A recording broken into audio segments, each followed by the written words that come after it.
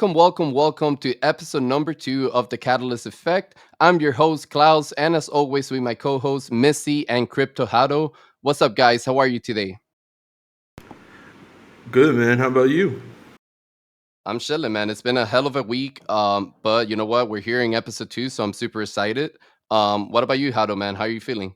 Again, I'm sorry to do this. It's like a trend, but I'm running on like 2 to 3 hours of sleep. Last night I had a really fun impromptu podcast with my IRL friend. We got into some deep topics, and we had a good time with that.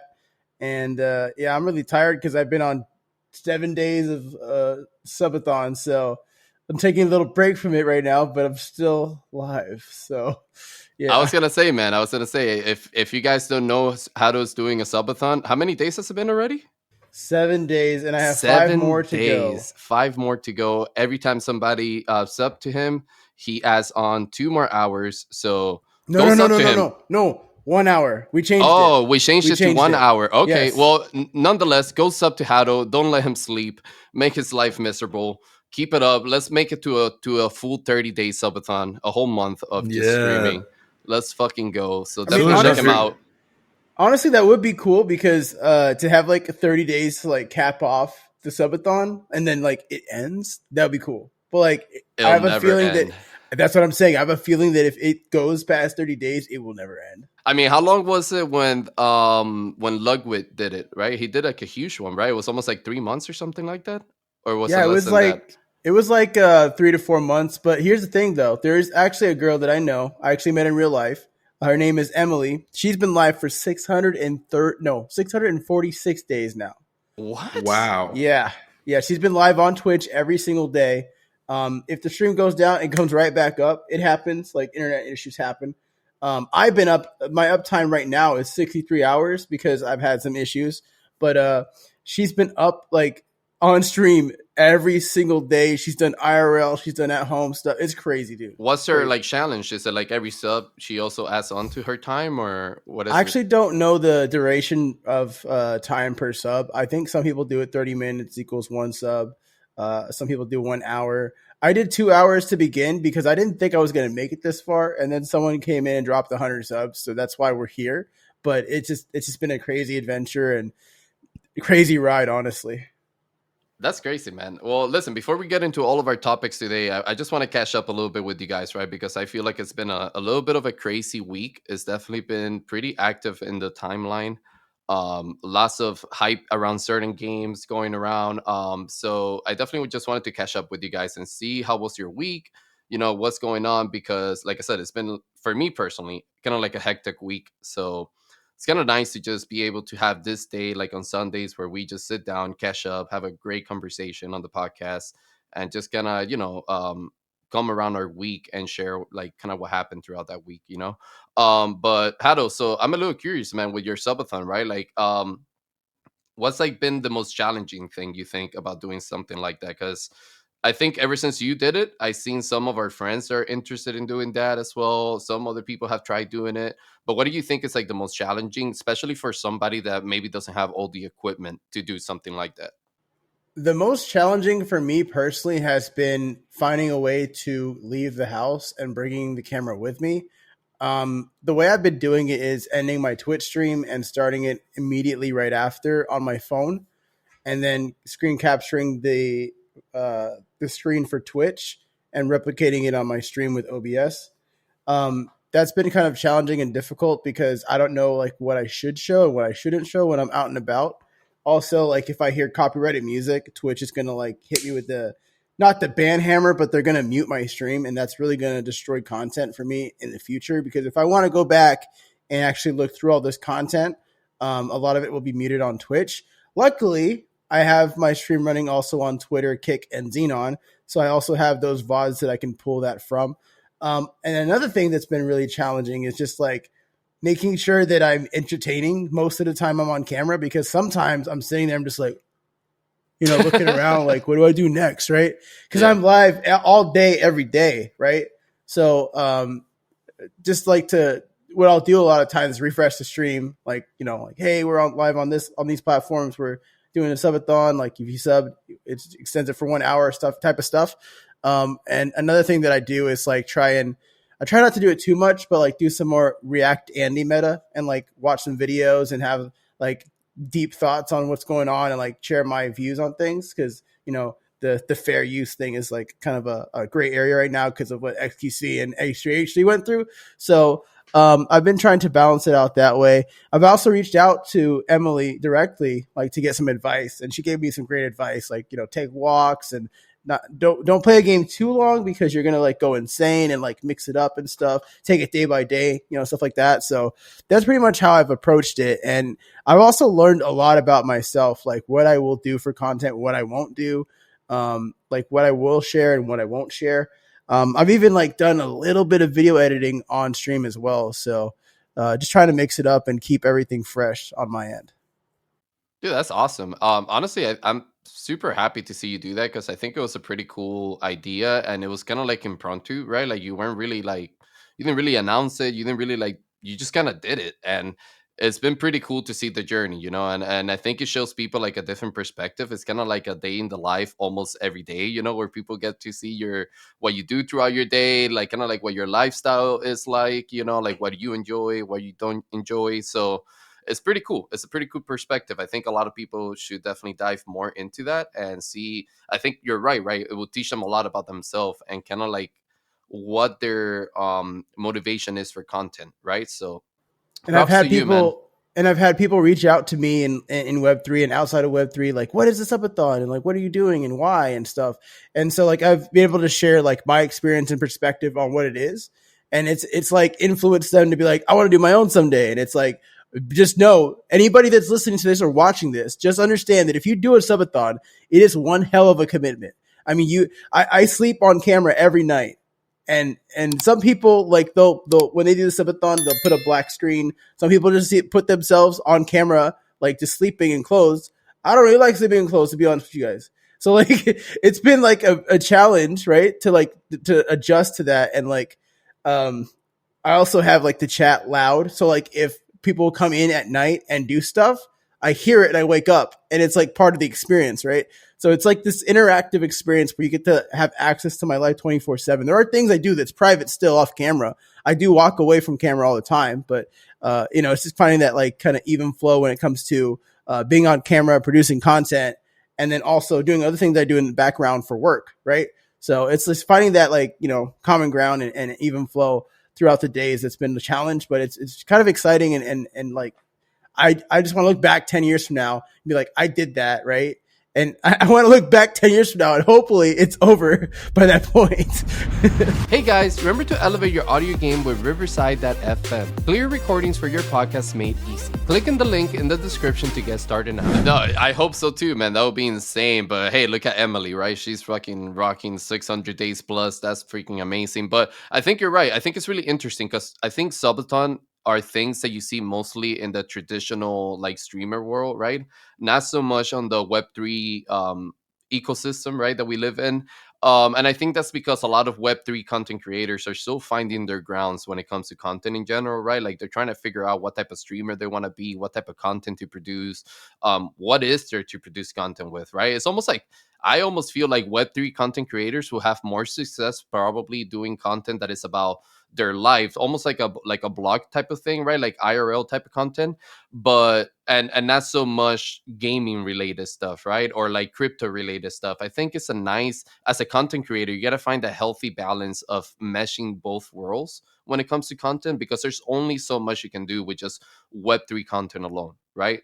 It's gonna get mundane. It's gonna get like repetitive, and you as a content creator are gonna suffer from that, right? Your mentality is gonna suffer from that. Your creative mindset is gonna suffer from that. So it's really interesting because I don't think, and I think that's where you're getting a lot of people come out to you and be like, "What's a subathon? What? Why are you doing this for? Like what is that for? How does it help your content?" And I think it's something that more, like I said, more traditional streamers will understand and captivate with, right? Like I also think it's something for a more seasoned streamer, right? You definitely want to have the right type of setup in your OBS or whatever you're using to record so that you can somewhat still have the boundaries of your privacy, right? Like when you're sleeping, You know, if certain things you don't want to show on camera, you got to have the right type of transition or the type of scene set up, you know. So I think somebody that's new to streaming, maybe it's not going to have such a great experience if they were to do a subathon right away. But as they become more of a seasoned content creator or more of a seasoned streamer, I think it's definitely something worth exploring and trying to make content out of it. It's like performance art, right? Like, I mean, that's how I look at Mm, it. It's like yeah, performance art. that's actually a really good And comparison. Yeah. I think it's really cool that Hato took this on, and I like the fact that he's mixing in other things into his stream. It's not just gaming, and to add to that point that you just made, Clouds. Like, I think every Web3 content creator is going to realize like there's not enough content to only make content on Web3 things unless you're going to talk about like tokens all day. And then like that's a problem, obviously, for like obvious reasons, SEC and pumping and dumping and all that stuff. So it's one of those things that even with Web 2 games, it's like what's going to make you different. And we're in a spot where we have to make people a fan of ourselves more than like a fan of exactly what we're talking about in a way, because you kind of carry your audience into everything that you do, right? Like I had an early NFT community that I was cool with on like different blockchains like Phantom, like Polygon, that kind of stuff. And then I kind of carried that into my gaming community. And then I kind of built up my gaming community. Now I'm carrying that back into like a different type of community with the work that we do at Catalyst and and the work I do at Paladin. So it's like the more transparent you are with all the things that you do, the more opportunity you get to connect with other people, and then you build a community around those things. And to add to your point, that connection that you're building, it's built off of authenticity, and that's pretty much how I came up in this space. I kind of talk about this every time whenever I talk about authenticity. Like the people that like see your authentic side and understand like who you are as a person, that makes them want to delve into your content even further, and that really like speaks volumes to like the type of people you bring in when they come for you like authenticity versus like people that are coming here for hype and like opportunity like bag chasing whatever. That's how you should build a following in this space.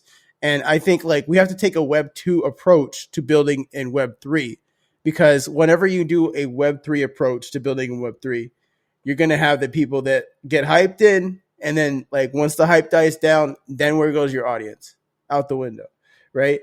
And so like you have to like come in with this authentic approach that has a little more longevity. And I think that's how you build a better community, because they're here for you. They're here for your content versus just hear what they can get out of you. Yeah. No, I totally agree, man. And I don't think a lot of content creators realize how quickly viewers can spot when somebody's being fake or like not authentic, right? Because viewers just want to build that connection, right? They want to feel immersed into your life, into your content, whatever it is that you're producing for them, right? They want to follow you because they're heavily entertained by your content, but also because they relate in some way to what you're showing them, right? To that person, that scope into your life or whatever you're trying to show them to your content, they're relating to that, right? So when we talk about like if we look back, right, and we look at content creators that are now really big, right, but when they first started, right, if we look at the first content house that Face Clan did, right, like Face New York, right, or if we look at the early Up to Gaming days, right, those guys were not making really the most high quality content out there or anything like that. They would literally just pick up a camera and show people what they were doing every day, right? Whether it was, hey, we're grinding Call of Duty for 12 hours a day, like trying to hit trick shots, or like, yo, like we're all hanging out in the house and we're playing pranks on each other and all this type of stuff, right? And it wasn't the most high quality content out there, but it was relatable because it was real. It was showcasing a group of friends that were just hanging out and making content together and getting to know each other, and it gave people a perspective of, oh wow, look at this, I have the same dream as his kids, and they're showing me that there's a possibility to be able to achieve this, right? And it was just content that was relatable to the audience, and that's why it blew up so big. Yeah, being relatable is like a very important thing when you're trying to build an audience as well. You kind of have like this behind the scenes look when it comes to like those kind of clans and organizations, and people really resonate with that, and that's how you kind of build like a persona because like at the end of the day, people are just characters on a screen, even though they're real people. Like we're all just characters on a screen using aliases and stuff to like represent ourselves, and we're trying to build a brand that way. And so like when you have that, like I have to say it again, but authenticity, it's more relatable to the audience that is like viewing that content. And so like building a brand like that is always going to have longevity. You're always going to have people that are fans, that are devoted fans that watched so and so in the early days or whatever. And like even to this day, like people that I've left Phase and left Optic, they still have that following because of those days that they did for like behind the scenes kind of content.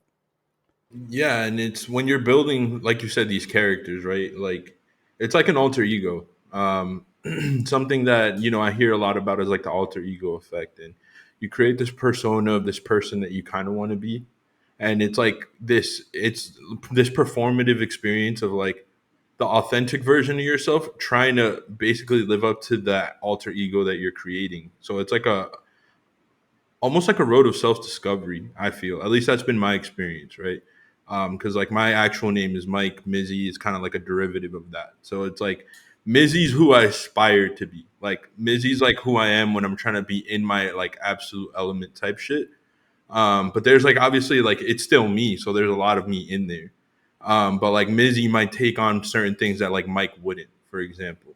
Um, and I think that when you display that from a content creation perspective, like the audience resonates with the parts of you that is more authentic to yourself, where it's like you might make that mistake or you might make that piece of content that flops.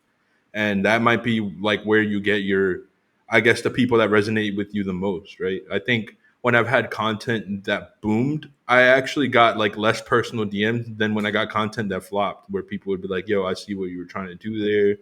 It's all good. You'll get it next time. And then those are like the lasting relationships that I've actually created through content creation. So I think that, there is a really cool balance when you're building a persona or a character and you're infusing yourself into that, but you're also like trying to live up to almost like this alter ego of someone that you want to be at the same time. Like Mike would have never taken on video editing, for example, but Mizzy has been doing video editing for like the last 2 weeks. Yeah. Um, and that's kind of cool. Like that's why I linked in the chat here. Like I did these two trailers with one with Addis and one with Damien, where we were working on these trailers for Paladins. And just from the first video to the second video, like you can see like the really big improvement in like overall quality and like the mindset that was going into creating those videos. And traditionally, that's something I would never do. I would always be like, I'll find a video editor. Like I'm not going to do it. But I'm kind of on this like artistic tip where I'm just like, like any form of art is art. So let me kind of just try it and see where it goes, right? And I was actually pretty happy with how everything turned out. It was really dope. No, dude, I actually love that you brought this up because one, guys, those videos came out sick. So if you haven't checked them out, definitely go check out Paddlin's Twitter. That's where you'll find them. Absolutely sick, and the fact that you guys made it with AI integration, I mean, that was awesome, dude. But no, man, I think what you're saying, a lot of people, specifically gamers, will relay a lot to, right? Because it's almost like that alter ego that you're talking about, right? It's almost a way of making you feel like invincible, right? Like you can do anything, you can achieve anything. And I feel that's why a lot of people play video games in the first place, whatever genre of video games you're playing, right? Whether it's MMO or RPG or FPS, it doesn't matter. But it's that sense of like, this is my true self. This is how I really see myself. This is a place where I feel like I can accomplish anything because I'm being my absolute most authentic self, right? And like I said, like I think what you're mentioning is something that a lot of people relate to and feel the same way. Um, but yeah, man, I think I'm in the same thing as you, right? I think when it comes to creating art or any type of artistic approach, the cool thing is that when you get to try something and you just take on it, you actually may surprise yourself, right? I think a lot of the times we surprise ourselves when what you said, right? Mike would have never taken editing, but Missy did, and I've actually done a pretty good job, and I fuck with the videos that I'm producing by editing, right? Like that's something you would have never found out unless you would have taken on editing, right? And I think a lot of people may surprise themselves about their skills if they take on more things that is outside their comfort zone, right?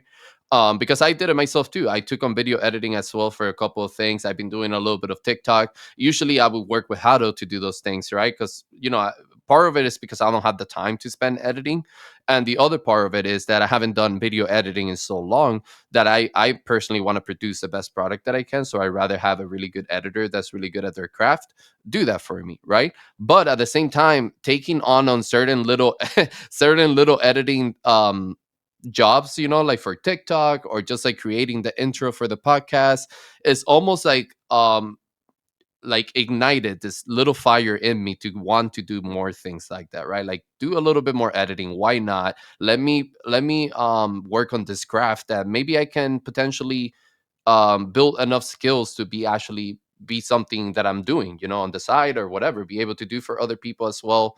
So I agree, man. I think it comes down to wanting to step outside of your comfort zone and wanting to take that minimal risk of trying something new. The worst thing that's going to happen is that you're going to fail and you're going to get right back up and learn something from it. And maybe it's not for you, and you move on to something else. And to round up this conversation a little bit, I definitely have been out of my comfort zone for the past 7 days. So I know exactly what you're talking about, Clouds and Missy, because I'm like on one end, I'm like, this is exciting. I don't know what's going to happen next. And the other end, I'm like freaking out because I really, really miss like turning off the camera and just like letting loose, right? Not having to be like recorded. I feel like I'm walking myself into prison mentally, like, because like I have to like make sure that I'm not politically correct all the time, right? But like I'm making sure that I'm not doing anything that's going to incriminate myself, right? Because like I'm literally on camera all the time. So to round it off, like, yeah, taking yourself out of your comfort zone, you're going to find a lot about yourself. You're going to push the boundaries of like what you think you're capable of. And then in the video editing side, like you're going to learn a lot about like what kind of visions you can bring to life with what tools are available, right? So there's a lot that you can discover when you kind of like leave that comfort zone.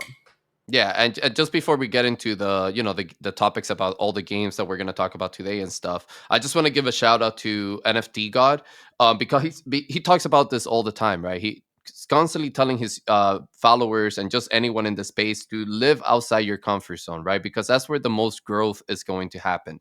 If you're constantly living within your comfort and you're never making any mistake, you're never facing failure, there's no way for you to continue to grow, right? And if you want to get better at something, if you want to improve in your skills, if you're going to get better at your craft, you have to continue to grow, right? You have to continue to live outside of your comfort zone so that you can experience those new type of challenges and things that you're going to encounter along the way, right? So yeah, man, I love it. I love the conversations. I'm glad everyone seems to have had a great weekend, or a great week, I should say. So awesome, man. But yeah, guys, let's get into it, man. We have a lot of topics to talk about today, a lot of games to discuss. Some games have been making some noise in the space recently with some updates or events that they're throwing. But I wanted to talk a little bit more about Farlight 84, man, because it's a game that we've all been a little bit addicted to. And we've been going heavily on grinding it out. So I wanted to get a little bit more deep into it, see how you guys are feeling about the game, any feedback that we can give to the team to make it better. But yeah, man, how are you guys feeling about Farlight 84? If I can jump in and go first, I would love for them to add a new way to loot and fix the damn glitch of whenever you come back to life. Thank you for letting us respawn and not just die right away, because that's kind of discouraging in battle royale games. But I mean, there's been several times where I come back to life, fall from the sky, and then I can't grab anything. That's been like very frustrating. I don't know the fix for that. I know there has been a fix, like not a fix, a workaround how to fix that in game.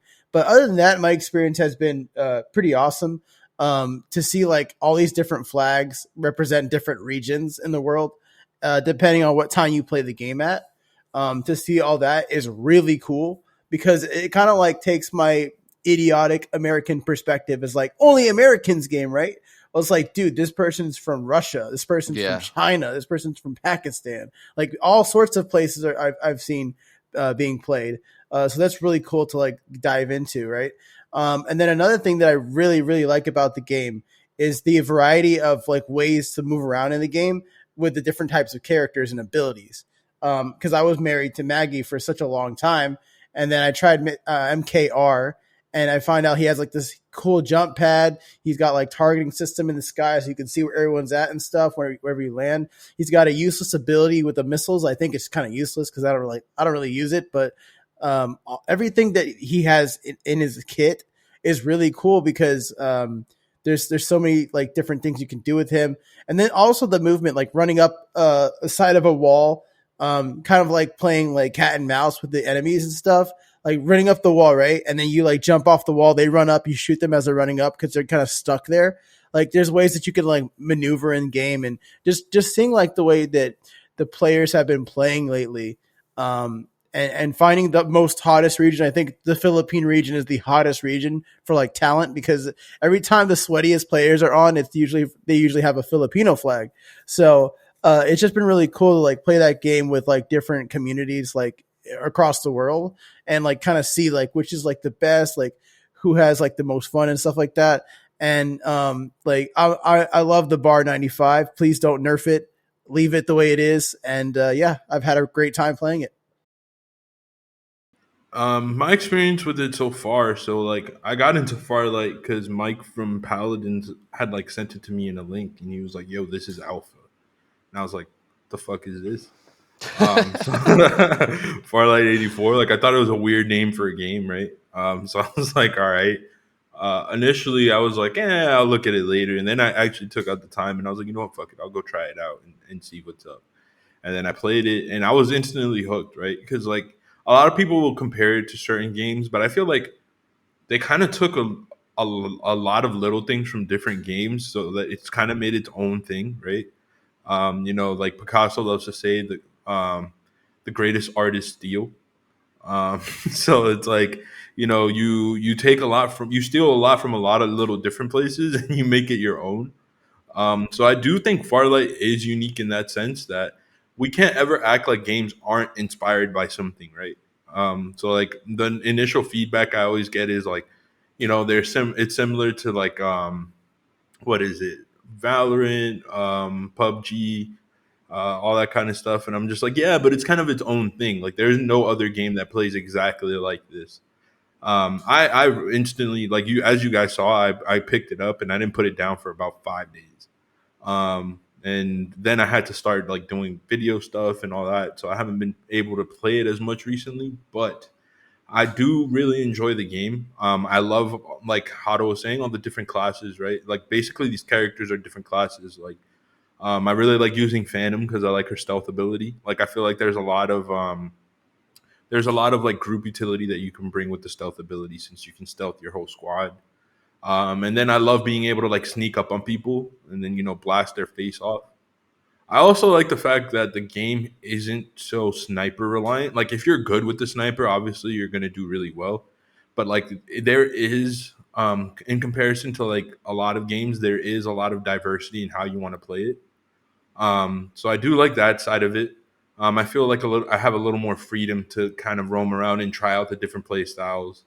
I personally prefer like the shotgun play style. I forget the name of the weapon, but it's like a laser shotgun. And I've been like freaking killing it with that one. You're talking about the Fnatic. Yeah, exactly. There we go. The Fnatic. And that weapon, I love that weapon. It's sick. It has really good range for a shotgun. But Yeah. I like the fact that on the further range though, it doesn't do that much damage. Yeah. Like it's just kind of like it allows you to keep damage up on the target, but you're not really blasting their face off unless you're like right on top of them. And yeah, I love the international aspect as well. Like me, someone that's traveling around and being like in Albania, it's weird seeing an Albanian flag when I'm playing. I'm not gonna lie, because I'm used to being like USA. And then like seeing other Albanians playing, it's like I didn't even know that like Albanians played games like that. To be honest with you, it's I mean when you grow up in the States, like you don't even know what Albania is unless you watch Taken. Um, so it's one of those things that like seeing other Albanian gamers and seeing like where the best gamers are. Like, yeah, Filipinos own that game. Like Yeah. anytime you start seeing the Filipino flags, you have to like bring your A game. Like you can't take that game off. Yeah. Yeah, to add to your point, the other day we were playing and Kobe was like playing with Yeah. us, and Kobe was like, "Okay, Hario's ready to come to Philippines," because I was like, quick scope, boom, quick scope, boom, and I was like taking people out. I was hitting shots that were like people were running, and I was hitting the headshots and stuff, and I was like flying around and like just shooting everybody and stuff. It was just crazy, bro. It was a fun time. No, I mean to add, I mean there's so much, man. I agree with everything you guys are saying, but there's just so much to say about Farlight 84, right? Because we've been playing it for so long now, and I think it's just we've discovered all the things that you can do inside the game, and that's why we love it so much, right? But there's just so much to touch on, right? Like to touch a little bit on what you guys were saying about the flags and the different regions and how cool that's been.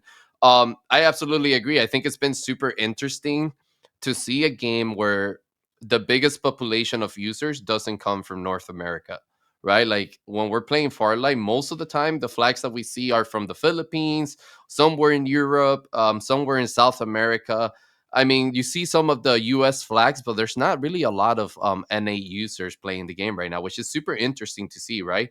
Because the game does have a lot of hype behind it. It has a lot of fame, especially on TikTok. So there's definitely a big community behind the game. It's just interesting to see how a game may not have mainstream I guess like mainstream fame, right?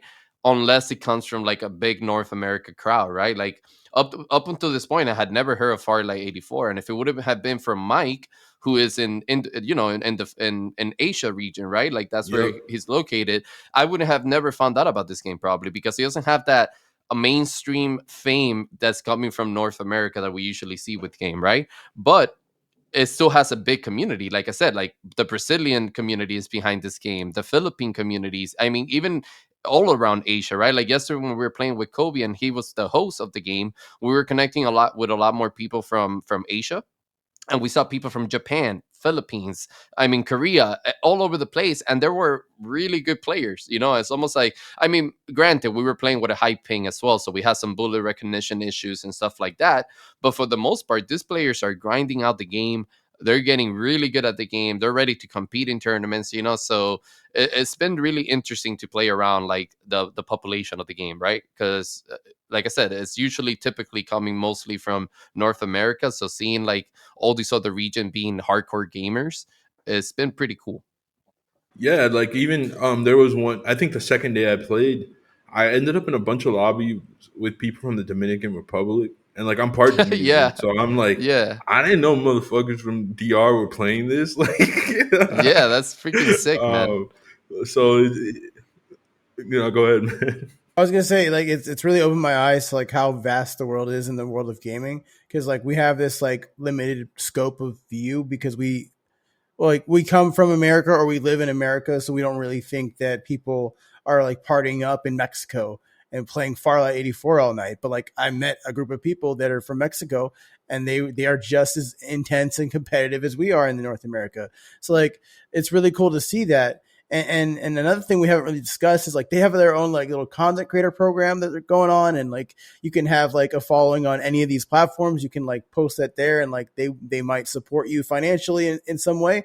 So like there's opportunity there, and a lot of games in North America don't really give you that opportunity because people have the stigma that Americans are rich and they don't need money and stuff. So when people buy games like Call of Duty and Overwatch and stuff like that, they're not really incentivized to create a creator program to have some kind of economy. But since they're going into countries that don't make as much as Americans do, there's a more opportunity there. And that's why I think the we're seeing a lot of people from different regions hop into that game, not just for the content creators' sake, but like that is another incentive to play the game. And when more people find out about that in North America, they might hop on that train and be like, yo, I'm a small content creator. I can make some money and stuff. I can delve into that kind of ecosystem. So it's got a lot of different elements to it in itself in the game that allows people to approach it multiple ways. So like a game that's very approachable, I think is it's only a matter of time before it hits that TikTok viral wave, and people are going to be hopping into it. Like the biggest creators are going to be hopping into it and making content on it or around it.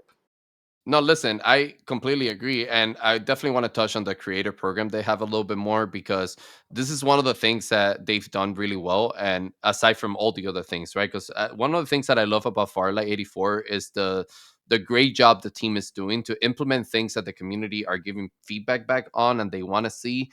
And it's just almost like they're almost always constantly updating their game, right? And like integrating new things into it to make it better. And one of the things that we recently found out was that creative program that you're talking about, Hada, right? And one of the things that I really personally liked about the creative program is how they split it up into three different tiers, really giving pretty much any content creator a chance to be part of the program, right? I think they're least challenging creator program, like to get affiliated with them, it only requires up to 100 followers across three different types of social medias, right? And then it can be up to like 2000 followers, right? And that has its own incentives. And I think one other thing to keep in mind when it comes to creator programs from game is that monetary value is not always the most valuable asset that you can get from a game, right? Things like promotion, things like them including you in the game with your own skin or like your own marketing campaign within the game, stuff like that can do a lot for a young creator or like a beginner creator that's just starting out their brand and want to have that growth and recognition. That may be more valuable than a game paying you I don't know, $500 or something like that, so I would say that their creative program, while there is some monetary value incentives, there's a lot more incentives within the program that are more brand based and um, a chance for creators to be really involved with like the developing side of a game, or like just like the in-game assets part of the game, right? Like where you can have your own banner, you can have your own what was the other thing that they were doing, like a custom made skin for your character, right? Like stuff like that is really valuable to gamers, because like I've always said this, right? Like gamers care about having things that no one else have in the game, right? Like they want to be recognized, they want to have that gratification within the game, saying like, hey, look, I have something that nobody else has, it makes me special, right? I think that's a craving that most gamers have when they're playing games. And what's really cool about Farlight 84 is that they've been able to post out like constant updates, right? Yeah. So the game is evolving in real time. It's not like we have to wait a couple months to see the game change. Like even since we've been playing it, I think I've updated the game like 3 or 4 times, and we've only been playing it for like a little bit under a month. Like it hasn't been that much time, and they're just constantly putting stuff out there. So that makes me like excited to see the. I almost said bullish. That makes me excited to see the game like grow. Like I get to grow with the game, right? Like we probably we remember like Fortnite, where Fortnite was like this really janky looking beta, and it wasn't like this full-fledged Goliath that it is today with all these different IPs. So like these games like are evolving over time, right? They're kind of taking a Web3 approach with this creator program and like the way that they're kind of marketing themselves. Not talking about NFTs and moon bags and stuff, but like they have this kind of like startup culture Web3 approach to doing things, and like you can be a content creator with the game and stuff, and like Mizzy's been saying for a long time now, everybody wants to be a content creator, so it's like a no-brainer for them to like market themselves that way as an opportunity. And so I think it's only a matter of time, Clouds, and I know you're like this part, before they open up like a marketplace. And I know like they already have like a little Gamba kind of CSGO type gambling for case openings. It's the So culture, man. It's the hobby. It's the hobby. It's the culture. But no, listen, I absolutely agree with you, right? Like, the fact that they're like you're saying, the patch updates, right? They've done at least like five patch updates in the last month or so. And one of the coolest thing is that those updates don't really crash your game in any way. The user can continue to play the game while the updates are being done. And it's almost like it gets integrated automatically into the game, right? So there is no downtime between your experience and the game being updated and made better, right? So that's something that I absolutely love about their team and the way they're doing it. The whole case opening thing, right? I absolutely agree with you, right? Like I think they're definitely taking the UGC approach when it comes to their marketing. And I think that's something that a lot of games are starting to notice, right? That they do need content creators to make their marketing approaches better, to make their um information about the game better, right? Like just everything that lies under UGC more developers are starting to notice that, and they're starting to integrate it within their creator programs or like their games in general, right? Because they need that. They need content creators as much as content creators need fully developed games, right? So it's really interesting the approach they're taking. I absolutely agree with you. I absolutely think that they should integrate some type of marketplace. I don't know why they don't have it already. They're already with the Steam wallet integrated, so it will give, I think, more incentives to the players that are buying and spending money into like their in-game currency, right? Like the diamonds and the gold and that type of stuff. Because if I can get an item that I can then sell in a secondary market, right? That makes me want to be more involved with that side of the game, right? It makes me want to maybe go into collection, right? Like I want to open cases to get some high collectibles from skins or jetpacks or whatever it is, and then be able to sell that to people that don't have the means to be able to open that many cases, for example, right? Well, we could speculate, and maybe it's something to do with the Steam marketplace as to why they haven't done so yet, or maybe they're trying to make the player base as high as possible before they turn that stuff on. But I have a feeling they're going to turn that on at some point, because I think people that naturally gravitate to CS:GO are going to naturally gravitate to this as well, because you have like I think like 6 or 7 ways to like do a lottery system. Like they have like different tiers of like how much diamonds you want to spend or whatever. So I think that's coming. Yeah, I think so too. I think it's what you're saying. I think they're trying to build the fandom and the culture behind their game before integrating anything. Because, like I said, if the game doesn't have that really powerful community behind it and that fandom, it doesn't matter how cool your skins look. They're not going to hold any value because nobody wants to collect them. And that's one of the reasons that CS:GO is so successful in that avenue, is because I mean, the skins are they're really not anything special, like CS:GO skins that look nice, but when you're comparing it to a Valorant skin, for example, Valorant skins are probably a lot cooler because they're animated and they have like all this like, high graphics and stuff like that. But CS:GO skins are way more valuable and they're more popular because of the fandom that the game has, right? The culture behind it, the fact that people have been collecting this type of camos and skins for years and decades, right? That's what really holds the value behind the skin. And unless your game has that, making a marketplace doesn't really matter because people are not going to want to collect your skin in that perspective, right? So Missy, I know you wanted to ask something, man. Go ahead. Yeah, so like when I started playing Farlight, I actually did a lot of research into the company behind it, right? And it's this company called Lilith Games. I personally kind of had like my reservations about like their name and branding, but that's besides the point. And I actually ended up finding out that he worked for Tencent, which is, if you guys know the people behind PUBG. And like his first, yeah, exactly. He actually was one of the reasons he had problems with them is because they didn't like pay him enough. So like I actually think that carries a lot of weight into like his philosophy about wanting to create like a content creator program, making sure that people are like well compensated and stuff like that. Because I watched it was like this 7 minute YouTube video where this guy like basically went over the founders like entire like a quick video that goes over like where he came from, what games he's built. Like the first game that Lilith Games built was a game called Dota Legends, and it was this mobile game. And like yeah, and it was they actually ended up getting sued because of the name because it had nothing to do with Dota. But he wanted people to pay attention to him, so I think he kind of did it like knowingly.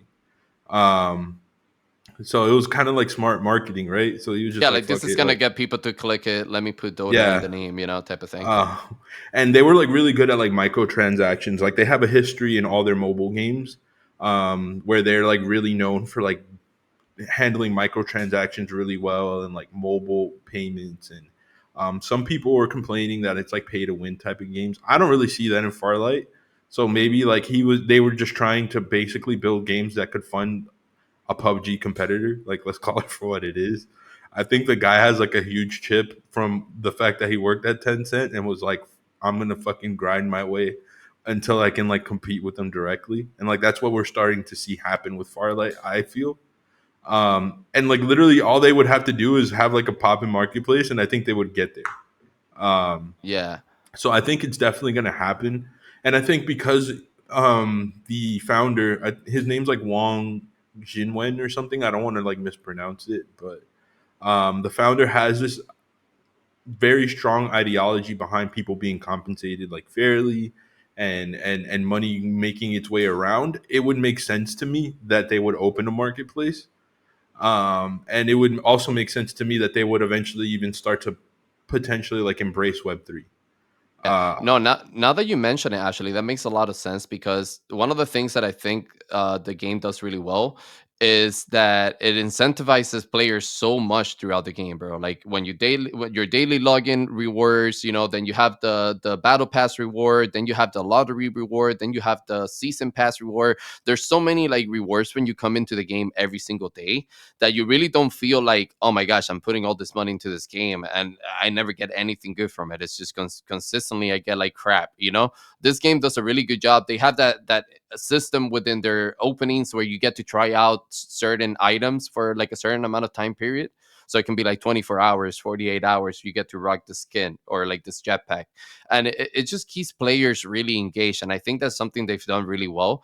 And it kind of goes back to what you were saying earlier, Missy, right? Now that we have this history behind the owner and the CEO of the company, right, coming from PUBG, it goes back to what you were saying earlier of games borrowing from other games and being inspired by other games. But I feel like Farlight has done a better job at making the game way more entertaining to watch and actually play than games like PUBG, right? And I think they've been able to accomplish that through making their world and their maps really vibrant, colorful. That's why we see like all the little colors and highlight things when you're picking up your loot or when you're seeing boxes around the map. It just makes it that much more interactive to watch. And I think that's something that a lot of BR games are missing. Let me piggyback from that point real quick. The progression within the game when you're playing gives this kind of dopamine effect because I forgot who said this, but League of Legends has this kind of effect where even though you may lose or win a game, it has this kind of rewarding dopamine effect of what you're doing in game, like the progression in game every single time you're playing to level up, right? That kind of dopamine exists in Farlight because the entire time you're going around picking up shields to increase your shields, like little XP, right? And you're also picking up XP to like increase your level. So as you kill your opponents, you're leveling up, and your game is getting better and better and better. So it has that League of Legends effect to it, where like you're leveling up your character every single game. You have this dopamine release, right? And then it has like this Fortnite thing where it's like the characters like look like Fortnite characters. Because like I've had people in my chat like, is this Fortnite? Like, no, it's Farlight, right? Same F word, right? So like there's a lot of like commonality there between different games. Like you have the auto looting like PUBG Mobile. You have the auto looting effect too. You've got the different range of weapons that have names that sound like esports, like Fnatic, right? Let's throw in Fnatic, right? Like so, there's so much in there that borrows from all these different gaming cultures, and it's found its own way to be its own game, right? And it really has this like addictive property that makes you want to come back and play more and play more and play more. And the other thing too, leveling in the game, like in terms of like your rank, right? Like I've hit Grandmaster. This is the only game I've ever been in Grandmaster, right? So like that makes me want to play even more because now I'm like, I have a title that I've never achieved in any other game, MOBA, FPS, whatever. And I want to keep grinding and get to like the top level. And even if I get to the top level, I see the leaderboard. These people are legends, right? I mean, I think Grandmaster's bigger than Legend, but still, the leaderboard, I want to be on that someday. And it's like the fact that like the Shrouds of the world, the XQCs, the people that are the big names that are like predominant in the FPS culture, they haven't like hit that wave yet and played this game. That to me is like a bigger incentive because now it's like before those big giants in entertainment were here, I can put my name and like put a flag down like I'm here, right? So like all that I just said is what drives me to play the game personally. And I think a lot of people resonate with that because people are always talking about their ranks whenever we're playing in the game. Like, oh, I ranked up to this level or whatever. And then there's like a separate rank for duo and stuff like that. So like you can also focus on squads or duos. And it's just there's so much that the game brings to you in progression, in game, and then outside of the game that makes you come back for more. And when you do that well as a game, that game, it's just a matter of time before it's going to explode in popularity.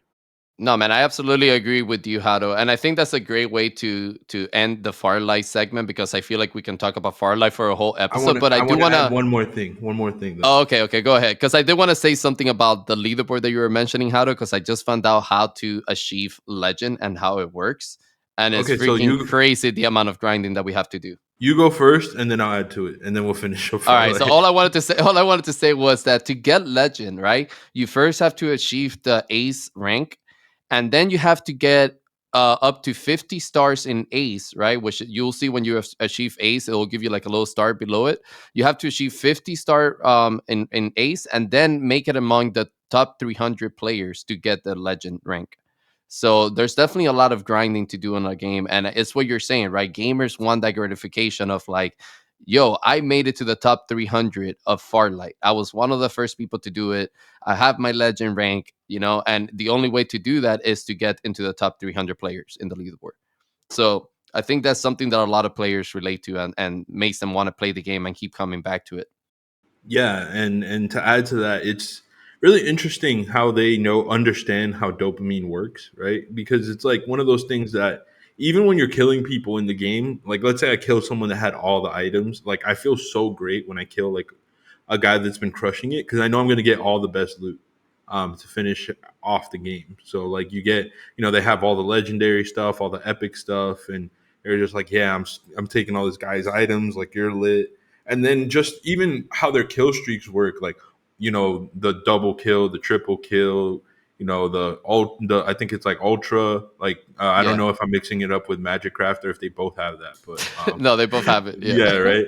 So it's just like you feel so incentivized as you're playing it, where you're like, yeah, I'm fucking crushing it. Like, yeah, like I killed like 5 people in a row, and it's like your screen's like exploding every time you kill somebody else.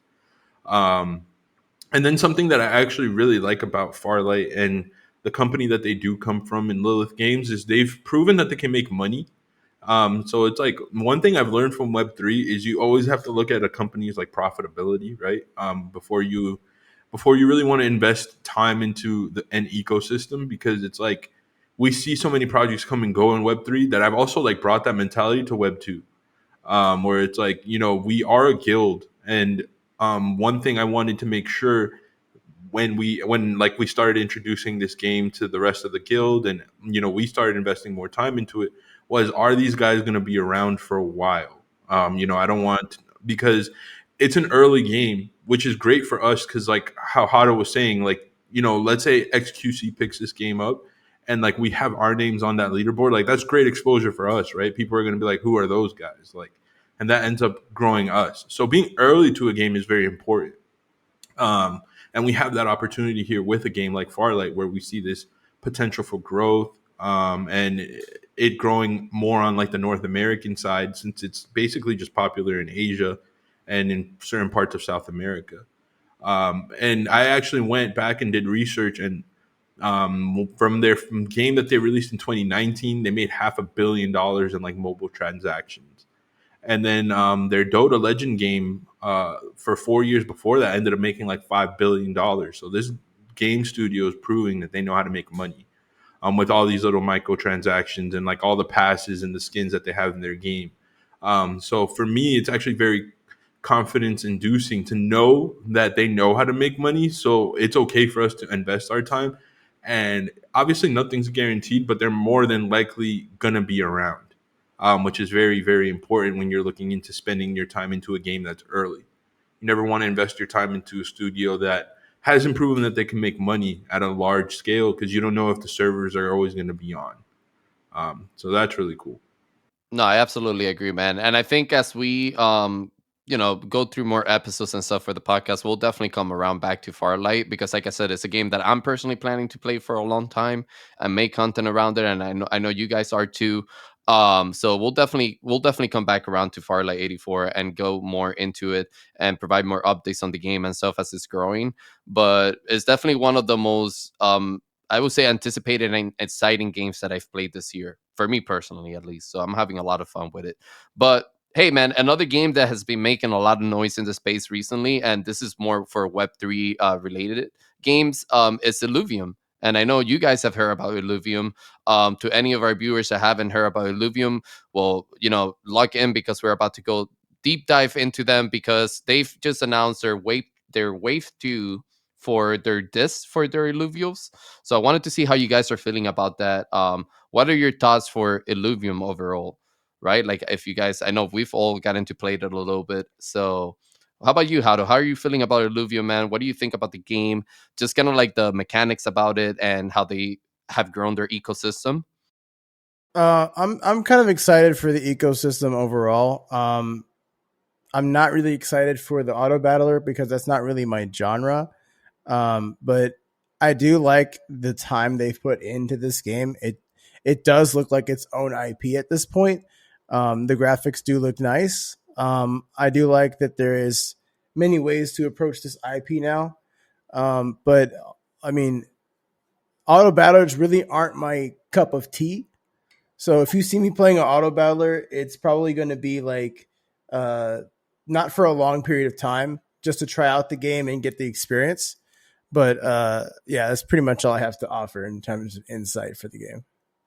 No, yeah, absolutely, man. I think when I played Illuvium, it was very early into their first beta.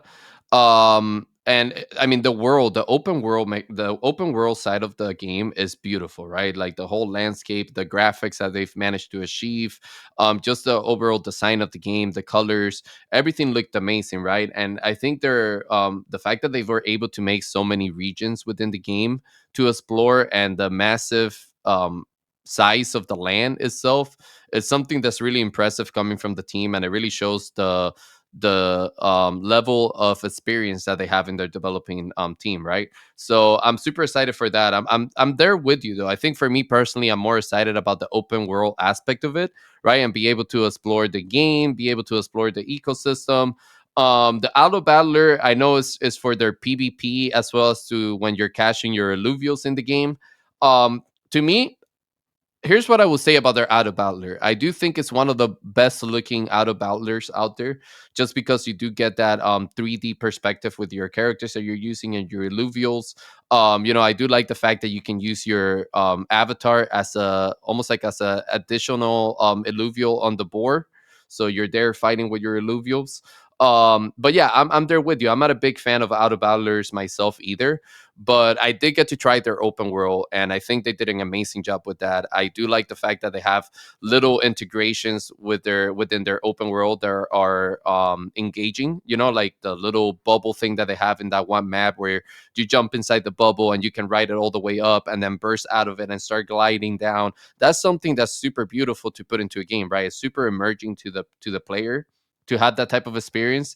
And I think as they continue to update the map, right, and add more to it, it's going to make it that much better of an experience, right? And I think that's the one feedback that I have for them, is that when I did play the open world, the map was so big that it felt like, after I have tried those little things that were there wasn't enough to do, right, in the map. So I would have liked to maybe see some wild alluvials around the map, or maybe just some more elements included into the map that will make it more interactive. Well, I am excited for the parts of the game that are like its own little game in itself. But what I do like is that they have that interoperability where all of the games will work together to like create this like ecosystem that it's going to be approachable for many players that maybe they don't want to play auto battler, maybe they do, but there's other games they can dive into that's part of the ecosystem that shapes the entire experience. And I think that's like something that I've been looking for in Web3, where we have like an interoperable experience across multiple games. Well, they want to build out an ecosystem of games to build this one working together game. And that's what excites me about Illuvium in general. Yeah, absolutely, man. And now that you brought up interoperability, I don't know if we know any information on this, but I had heard like a rumor. I want to say, I'm gonna state it as a rumor because I don't know if this is 100% true or what. But I had heard before there was plans to have interoperability between Star Atlas and Illuvium. So that would have been something that could have been pretty cool. I think the games are very similar when it comes to their style of era that is taking place on, right? But like I said, that's not confirmed. It's just speculations. It's just a little rumor I have heard. But I think that would have been something that could have been cool to see in the space, right? Because I don't think we've seen a full effect of what interoperability looks like in video games. So I do hope that they are able to accomplish that, right? I do like the fact that they're doing that as well, Hado. I think it's a little great integration to their ecosystem to have that available for players. Because, like you said, not everybody's gonna want to do the auto battler, or the open world. So the fact that they have other games to kind of choose from between inside the ecosystem is pretty cool. When it comes to Illuvium, well, I will add is open world makes me super nostalgic because it does remind me of Zangarmarsh from WoW, and that's not to say that they copied it. I actually think like it's a beautiful like setup for an open world. I think it's like very pretty to look at, and so that's one thing that I really did like about the open world. The kind of I saw how they borrowed certain elements from games that I already did like, and they brought that into their own world and their own style. That's one, and then two, um, yeah, see that Zanger Marsh right there. So like when you Yeah, look I at see it. how, I definitely see it. Yep. yeah, so when you look at how like Illuvium set up, like it reminds me so much of that, like how they have like the water that you can't fall into and like all that stuff. So I thought that was really sick. And then something that I don't think I'm with you guys, right? Auto Battler isn't necessarily like my cup of tea. However, I do have a for an Auto Battler. It looks really good, right? I think that it's a very like immersive experience for an Auto Battler. At least they didn't make it like just a sim, you know. I like the fact that they took out the time to make like the animations, more immersive. The art style is really cool. I think that's why like so many people were maybe upset that it was an auto battler because it looked so cool at first glance, and then you're like, oh, I'm not actually fighting in there, which I think is actually kind of a compliment, right? Because we all wanted to kind of like get into that and actually fight in it. I do think that they also deserve a lot of credit for being one of the games that didn't back away from the fact that they were a Web3 product, right? Like as soon as we saw certain things with Web3 go down a certain way, a lot of projects started changing their tone, like the way that they marketed themselves. Like, oh yeah, it's just collectibles. No, like Illuvium doubled down. They're like, we have the Illuvium token, we have our Illuvitar NFTs. This is going to be like a metaverse open world kind of thing. Like, I do think they deserve some credit for having an aggressive vision and trying to bring all aspects of Web3 into a game. They didn't settle for like the bare minimum, which has also obviously made like their development time a lot longer. But like at least they're trying to build like a true Web3 game, at least from what I'm seeing, right? Which I think is cool. Like, is the auto battler going to be the thing that makes me play Illuvium 15 hours a day? Probably not. But do they have plans for other aspects, like you guys were saying, for other interoperability in their game? Yeah, absolutely. So it's something I'm definitely keeping my eye out for. Like, am I against occasionally popping open Illuvium and playing it? No. Do I think they could have done a lot more with the open world that they showed us? Yeah, but I mean, they've been very transparent in the fact that it's not finished. So it's not, we can't. A lot of people in this space love to make an argument no matter what. So like we tell projects to build in public all the time, and then when they do, we shit on them for it. So it's like, uh, you know, um, you kind of have to pick a side. I'm more lenient towards people building in public because I like the fact that I can at least engage with it. So their open world in its current state is not very entertaining because there's not much to do aside from like jump into the portal and run around with like dope graphics, but at least it gave us that much. I know a lot of traditional gamers would flame me for that, but we're in Web3 for a different experience. So for me, even if it is just running around in circles and jumping into a portal, at least you're showing me that you're building something. Yeah. Um, No, I absolutely agree with you, man. And I do give them a lot of credit and I have a lot of respect for their team because like you said, they've been building in the open and there's a lot of components and sectors to their game, right? It's not just the open world, it's not just the auto battler. They have a full-blown economy that they're taking very seriously as well. So there's a lot of aspect into this ecosystem. And I think they've done a tremendous job to achieve the level of development that they've done, right? At such a high level AAA graphic style. Like I said, like this is all things that you have to understand the different levels of developing, right? And the different stages of development. So As long as you understand that and you see that the team is actively building onto the game and actively updating it to make it better, I'm all fine with seeing the open world at the stage that it is, because I know it's going to get better. And just a little interaction that I had with the immersive experience that it had available, it's not that I didn't enjoy it. You get me? I enjoyed it. It's just after a period of time, obviously, it gets to be like, okay, what else can I do? And that's where you have to be kind of come to terms with the idea that, okay, this game is not fully developed. I have to keep waiting for it. And if I want to be involved with it, how can I support its community? How can I provide the best feedback possible so that it can get developed as quickly as possible, right? I think that's how more users need to start thinking about it, right? And not so much as like, oh my gosh, I love this game, but why isn't there anything to do? This team sucks, like I hate it. I'm never gonna play it again. That's not realistic. Games take time to develop. More in Web3, I would say, because there's different technology that they're trying to integrate into the games, and they have to make it sustainable first, right? So yeah, man, I agree with you 100%. I think Illuvium is one of those teams that has a lot ahead of them. They have a lot of potential, and hopefully, this wave 2 update that we're gonna get into here in just a second, kind of like expands on that a little bit, right, and gives them that boost that's necessary for the development of the game. If I may push back a little bit, I think the reason why some people in this space have that kind of approach is because sometimes these communities are gated and they have to shell over a little bit of capital, and by a little, sometimes it's a lot. And so they expect that huge fee to get the game is going to come with a lot of incentives or instant gratification. And I think the fact that they are still in development isn't really conveyed to some people, or maybe they just frankly don't care because they put in their capital and they have like some sort of expectation. But I think if anyone is listening or watching this, you got to understand that if you're putting your money into these games, you got to understand that it's an investment to some degree. There may be a game right away. There may not be a game right away. And if the game is there, it may not be working properly because they're still figuring it out, right, in real time. You might have a plan of what you're going to do to make a game to market or bring a game to market, but like actually going through and doing it is very different sometimes. So I think that's the reason why people have that kind of attitude in the space. But again, I want to let everyone know, like, if you are going to be delving into these games in Web3, at this current state, we are very early. For a lot of games, we're in early access or early alpha. And games like Illuvium, they've been at it for a little bit longer than some other games, but they're still even coming up with new ways to implement the game and new games that are coming out to build out this ecosystem. So please understand that this is a very early thing you're getting yourself into. And please have some patience because games sometimes take almost decades to complete.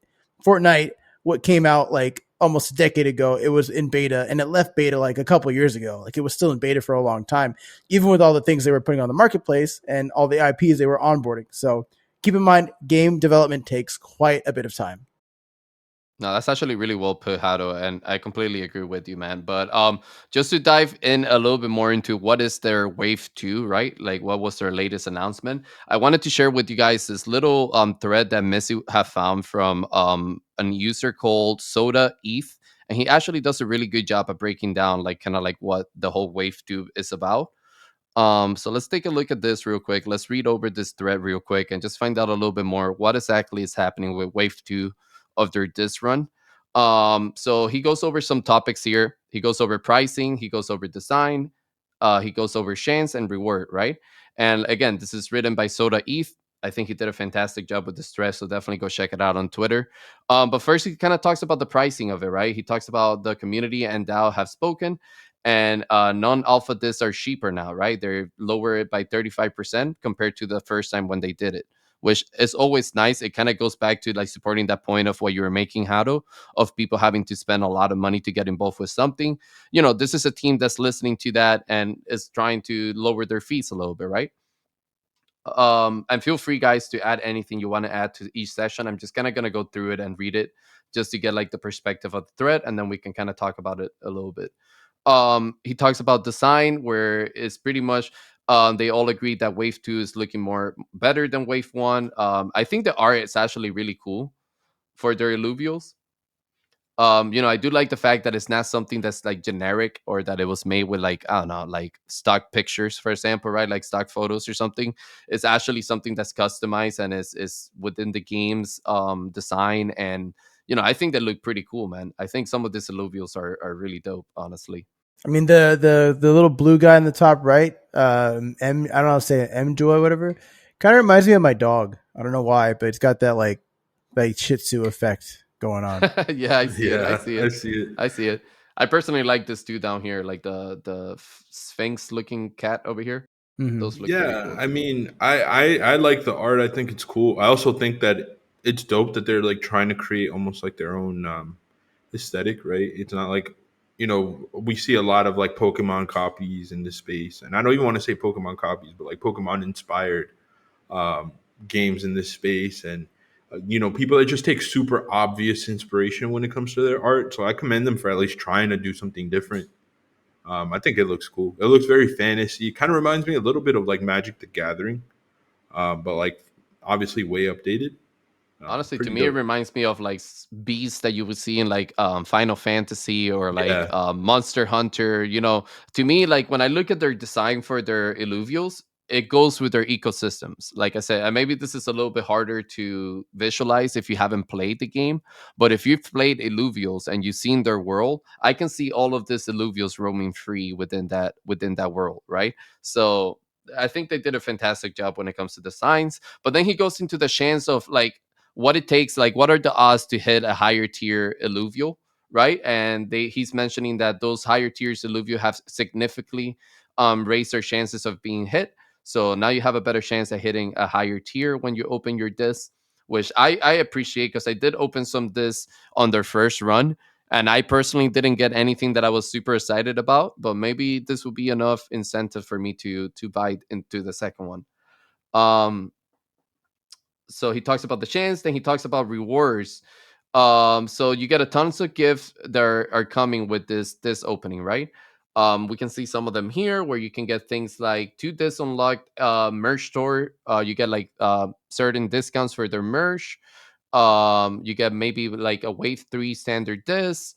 So this is pretty cool, man. I like the fact that they're finding ways to incentivize their players through almost like their own type of case opening, right? And it can be things like physical goods, it can be digital assets, it can be little in-game assets that you can put into your alluvials, like accessories and stuff like that. So I think that's pretty cool that they're doing that. yeah. I mean, it seems like they're listening to what most people ask for. People are always asking for these types of perks when it comes to more NFTs being released or things being sold. So I mean, kudos to them there. I haven't personally bought any of their discs because, I'm very similar to like how Prof always loves to say, like make the game, then I'll buy it. For me, like the auto battler so far still hasn't been enough for me to be like, yeah, like let me start investing into the Illuvium ecosystem. I did buy into I did buy Illuvium early in 2021 and made a decent bag off of that as a trader, but it wasn't something I was interested in as a gamer. Uh, so now I've seen them kind of flesh out their world more, so I'm interested. But like at this current time, I haven't bought a disc, and I probably won't. But it's good to see that the people that are invested into that community seem to be like it seems like they're listening to them. I don't know how the people that bought the first discs would feel about the price reduction and the rarities going up. I don't, I could see how certain people that bought the first discs might be pissed off. So so there is that. I know traditionally, like in Web3, we'll do something where the older ones are still more valuable in like a secondary market, and still, they're considered rarer, so their value might go up. But I could see how that might have. I haven't read into it, but I could see how that might have caused like some confusion to some people. Just thinking of it from like an everyday like collector's perspective, but it'll be interesting to see how that plays out in their community. I'm waiting for them to like do like some kind of battle royale mode or like team deathmatch of some sort. I want to see them like go out of their comfort zone and build something that is more. I don't want to say common, right? But we could name like thousands of games that are FPSs or battle royales at this point. They even made a wrestling battle royale game. It didn't survive, but they made a wrestling battle royale game. So something that is in more of my genre in the Illuvium world, that to me would be where I jump into that market, because you start to like go into different ecosystems, or sorry, different genres that builds out your ecosystem. Build, get that interoperability. Make the like a fighting game with the monsters. Like make us fight. Like what I'm trying to say is like these games can start off to be one thing, but League of Legends is making a fighting game, right? Like League of Legends is not a fighting game, and I guarantee you, the majority of the League of Legends community will never touch that game because there's like combos and inputs and stuff. There's supers. There's a tag team system, right? So like when Illuvium dives into these different type of genres, I think the IP is going to be solidified as the true interoperable experience. That makes me excited because they've already talked about different game modes or games within the game that is going to be like more accessible to players that don't really cater to the auto battler, because I know they've already had a lot of feedback. People don't really like auto battlers across the board. Like there's a certain audience for that, right? So they already are aware of that. And that to me makes me excited for the entire ecosystem. Yeah, man, it's weird. I want to see more for Illuvium, right? Like I said, I think there's so much potential in that world, and I just want to see more of it. And I understand that obviously they're in the developing stages, right? And it's going to take them a long time probably to have a fully developed product, just because of the scale that they're doing it. But one of the things that I would personally like to see is some multiplayer aspects into the game, right? To me, I don't know, man. I feel like we're living in an age nowadays where gamers don't want to play alone. They don't want to play games alone anymore. And I don't know if I stand alone on this, but to me, just that game like Illuvium will be so much more fun if you had somebody to play it with, right? Like if we were both inside that beta world, playing it together, discovering it together, flying in bubbles together, like that would make it more fun than being in there by myself, right? And hopefully that's something that they integrate later on, because I know they do have a PvP component to it, but hopefully they put some multiplayer as well, where you can be in the open world with other players, see other players trying to catch alluvials and stuff like that, maybe join them in their battles with alluvials, like stuff like that will be something really cool to see in a game like that. And like I said, I think gamers just don't want to play alone anymore, so we'll Yeah, see, man. I think there's a lot of potential for Illuvium, and we'll see what type of changes they bring as they continue to develop. I think multiplayer is going to be very important in all games. And I also feel like you can't ever fully like. I feel like I don't know the exact process behind it, right? Like we've been talking to more game developers recently and been getting an insight into what really goes into building a game and like what their mentality is, right? Like we recently had that conversation with the game dev that was teaching us about like system based thinking rather than like feature based thinking, and that did a lot for me as far as like understanding how certain things work. But ultimately, like I feel like it's really hard for you to figure out what's going to make your game really pop without multiplayer, because I haven't seen very many games be able to sustain popularity without multiplayer gameplay.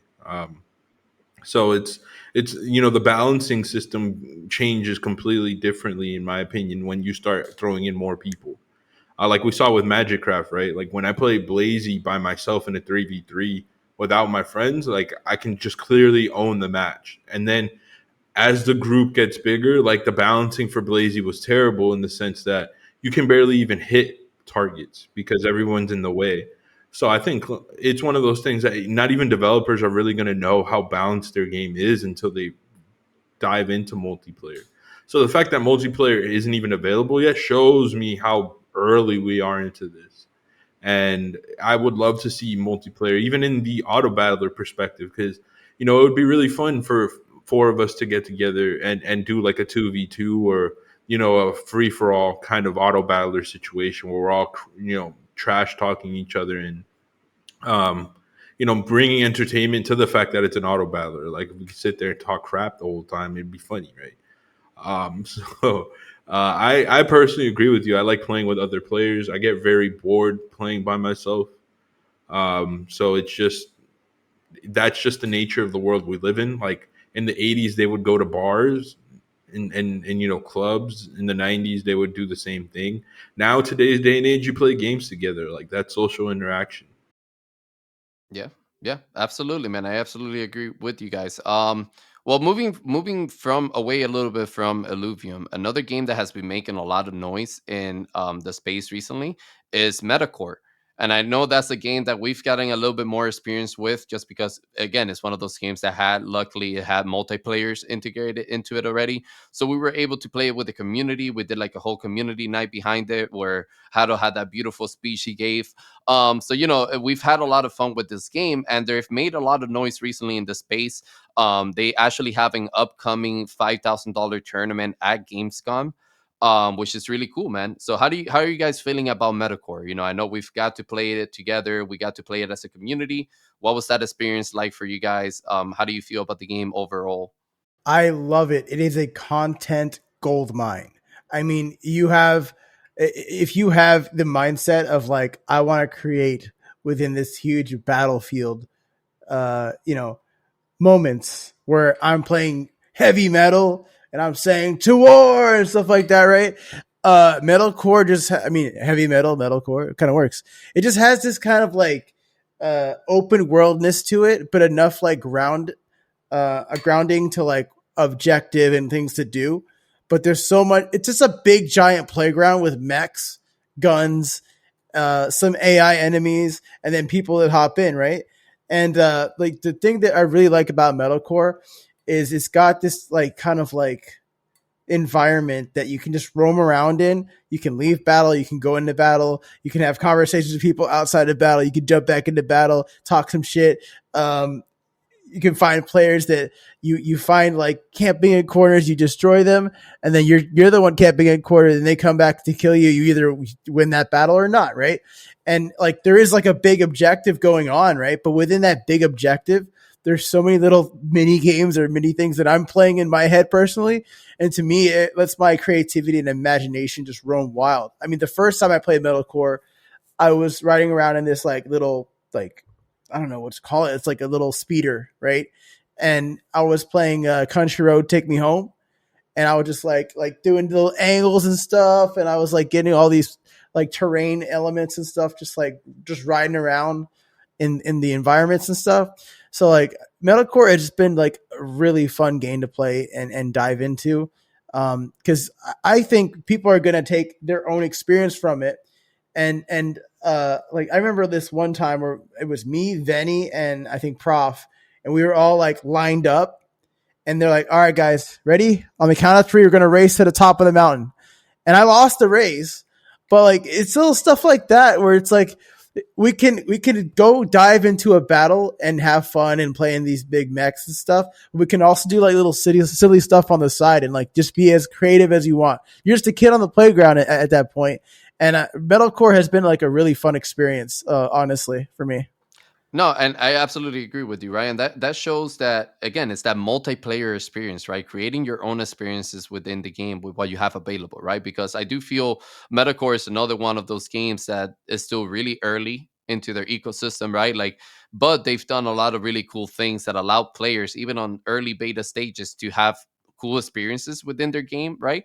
Because like I said, they're a pretty big open world concept as well, right? Like they have like a whole like this whole terrain where players can explore and have this all-out battles with mechs and cars and spaceships and just battle like regular FPS on the ground, like shoot and run type of battles, right?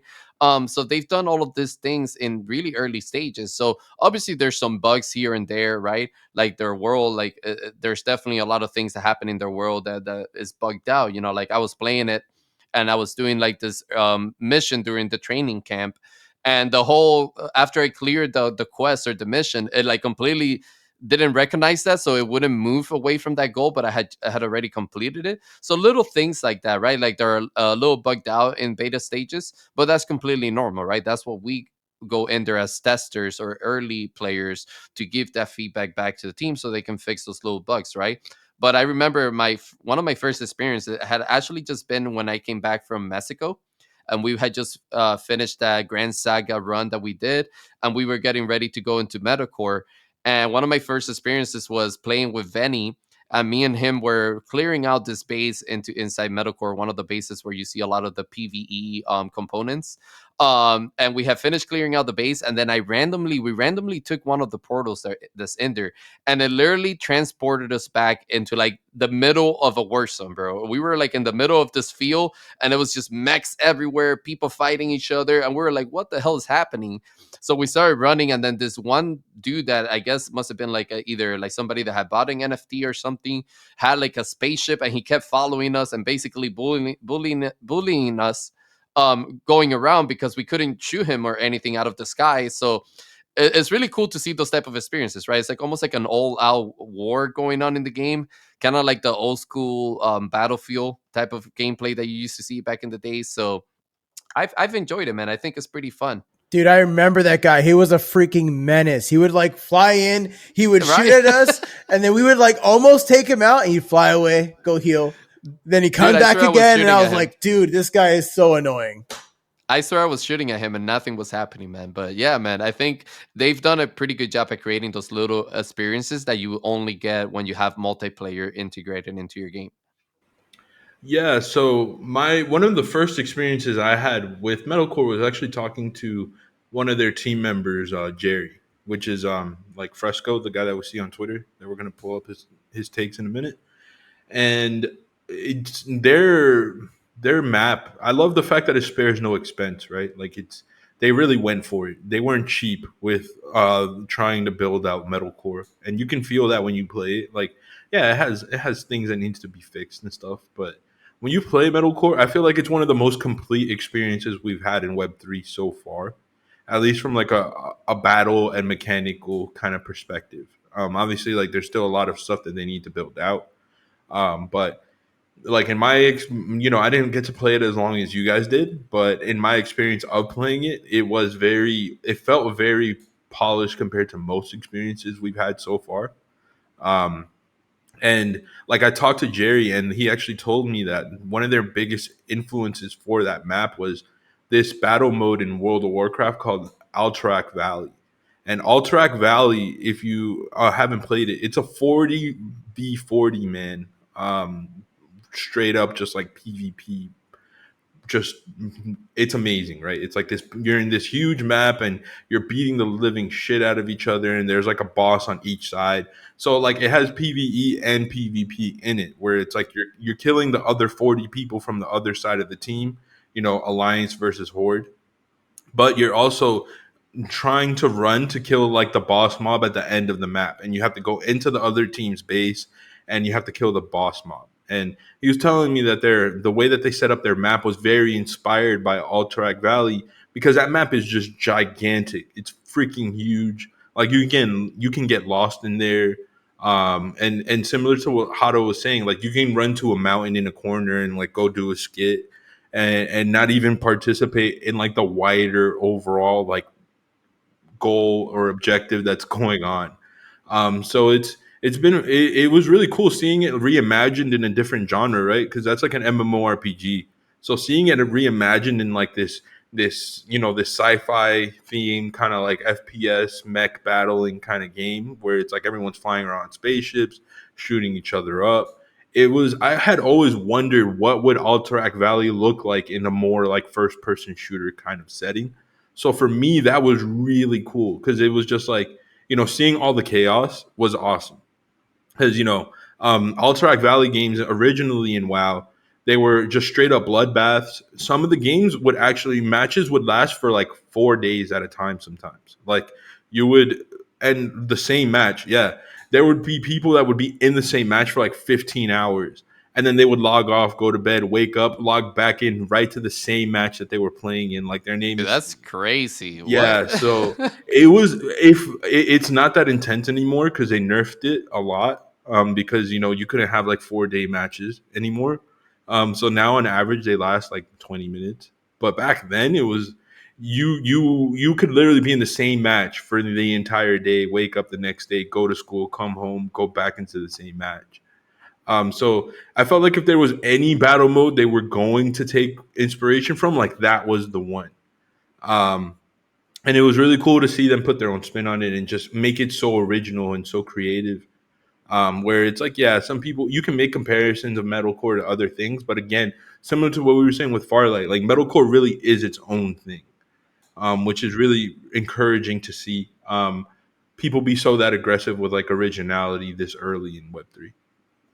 No, yeah, I absolutely agree. And to be fair, man, I think they've done an incredible job at taking this genre of shooter games, right? With like more futuristic aspect, like the whole mechs, like the whole Gundam style of games, right? Whether you have like a robot and like all these other components to it. Because I'm personally not really a big fan of FPS like this, right? Like where it's too futuristic, kind of like Titanfall was back in the days, right? Like I wasn't a big fan of that game because I don't really enjoy the futuristic mechanics too much. But Metalcore has done a fantastic job at making it really, really fun and allowing users to have many different experiences in the game, right? Like kind of like what you guys were mentioning with the skits and stuff like that, where I don't really have to participate in so much like the competitive side of it, right?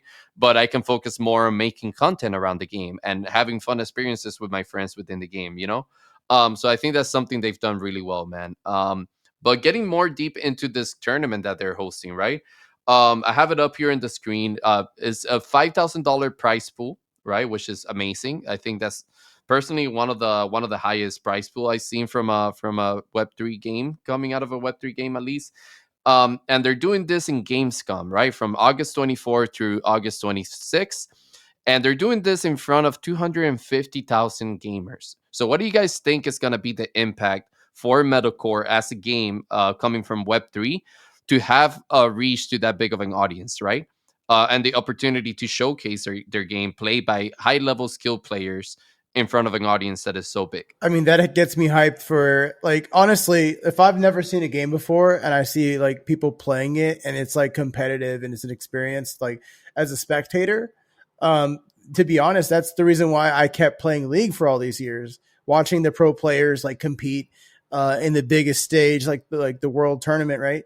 That's the big reason I got into League again, because I hated League for a long time because it wasn't approachable for me. The skill gap was way too high for me to like learn. And then I watched how pro players play, and I watched people like Hooney back in the day when he was on Fnatic, and I'd see like he's playing Rumble, and he would be attacked, he'd turn around, throw an ult, and just destroy everybody, and the team would just come in and do that. And that team synergy was like the way that I got really excited to play League again. So like to see players play it on a grand stage like this for a prize, you know they're going to bring the best out of those players because everybody wants to earn money when they play a game, right? It's a huge incentive. And so I think that's really going to put a lot of eyeballs on this game. It's going to have a lot of people like want to create teams around to play the experience again. And I think it's going to do a lot for Metalcore. I think it's going to put it into the limelight. I don't know if it's going to be like the next big thing that all the big streamers play, but you're going to have a community that develops based off of that number alone, 250,000, or what, I think that's what it was, right? Yeah, 250,000. Yeah, based on that number alone, that's a lot of people that are going to play the game for starters. But like for like as a spectator, people that are going to spectate that event that don't know about Metalcore, they're going to see that for the first time, and that's their experience of Metalcore now. So now they're going to want to like dive into it and play it, and that's going to like cause demand, right? Supply and demand for the game. We want to play it. We want to see it. We want to stream it, all that good stuff. And I think that's going to do wonders for Metalcore. The one question I do have though is like, at what point do they integrate this game into Web3? Because I know they have like the NFTs and stuff, but I really don't see how it integrates into Web3 right now. And maybe that's not their focus at the moment, but this is a Web3 game at the end of the day. So I wonder how they're going to then have all those new interested people. How are they going to enter into the Web3 market? Because at some point they're going to want to turn on Web3 and make that the main focus. But I think it's going to be like a really good event for them. Yeah, I can somewhat answer that question because I've heard their team talk a few times, and like something that they always say is they're really focused on gameplay now, but they do have plans on eventually integrating it. They haven't really talked about a token, at least not anything I've heard, but like they're very NFT focused, and I think that's like the a good way to start it. I think it's I think they're definitely going to do it in bits. And to add to what you were to answer the original question, Clouds, like 250,000 people is a lot of eyeballs to get watching your game. And I think that Metalcore has taken a very unique approach to how they've marketed their game. Right, they've been to every single gaming related event, major gaming related event, and I think they're the only Web3 game to really do it. So they've taken a lot more like hands-on approach to marketing their product. They've done a really good job at like getting their game in front of gamers, not necessarily like investors, and they're doing the work, in my opinion, to build like a good core community. Because the people in Web3 that do like metalcore, they like bleed for it. Like they're like, yeah, metalcore, like like that shit is running through their veins. So like they're building, in my opinion, like the beginnings of a very cult-like community. I don't think they want to be necessarily the most popular game in the world. I think that they know where their place is based on my interactions with the team. And they know like the core audience that they're going for. Because like for example, one of the guys on Jerry, the BD that I've spoken to, he's like really tapped into, because he used to be a content creator, so he knows about like making very specific ad campaigns. Like they only would want to advertise through like certain first person shooter content creators that they know would actually resonate with their game. Like they're very level headed when it comes to these things. So they have like they're very targeted in how they want to market, which is very Yeah, important. We don't see that in Web3 a lot. yeah, I agree with you 100%. I think they've done a tremendous job at identifying their targeted audience and making sure they're doing things to continue to onboard those audiences, right? Like those members from those audience. Like such as going to these events like Gamescom, and I wanted to bring this up by actually Fresco, who is exactly who you're talking about, Missy. He's the BD for Metalcore, and he brings it up in one of his tweets where he's talking about how Metalcore is really the one of the only teams that has made it to be able to be showcased at PAX, TwitchCon, Comic Con, and now Gamescom. So that's huge, man. And I think that's absolutely an approach that more games need to start taking on the Web3 community, right? And like Missy was saying, they've done a great job at identifying their marketing approach and utilizing that to get their games in front of gamers that are really want to come on and play their game, right? And maybe it's not a bad thing that they haven't integrated Web3 yet, because right now they're able to showcase their game just for what it is, which is a game, right? It's a fun interactive game that gives you the ability to do PvP but also PvE in this open world, right? So gamers get to see it for what it is. They get to experience it just as a game, a fun game. And then if they integrate the Web3 side of it later on, then those gamers have a natural way of finding that out within their communities, right? And within their, the education that they provide about the blockchain technology. So I think that's something that almost everyone in the space has been talking about and appreciate, is the fact that games shouldn't really force the web3 technology or the web3 aspects of a game down a gamer's throat, right? It should be more of a natural discovery within that ecosystem.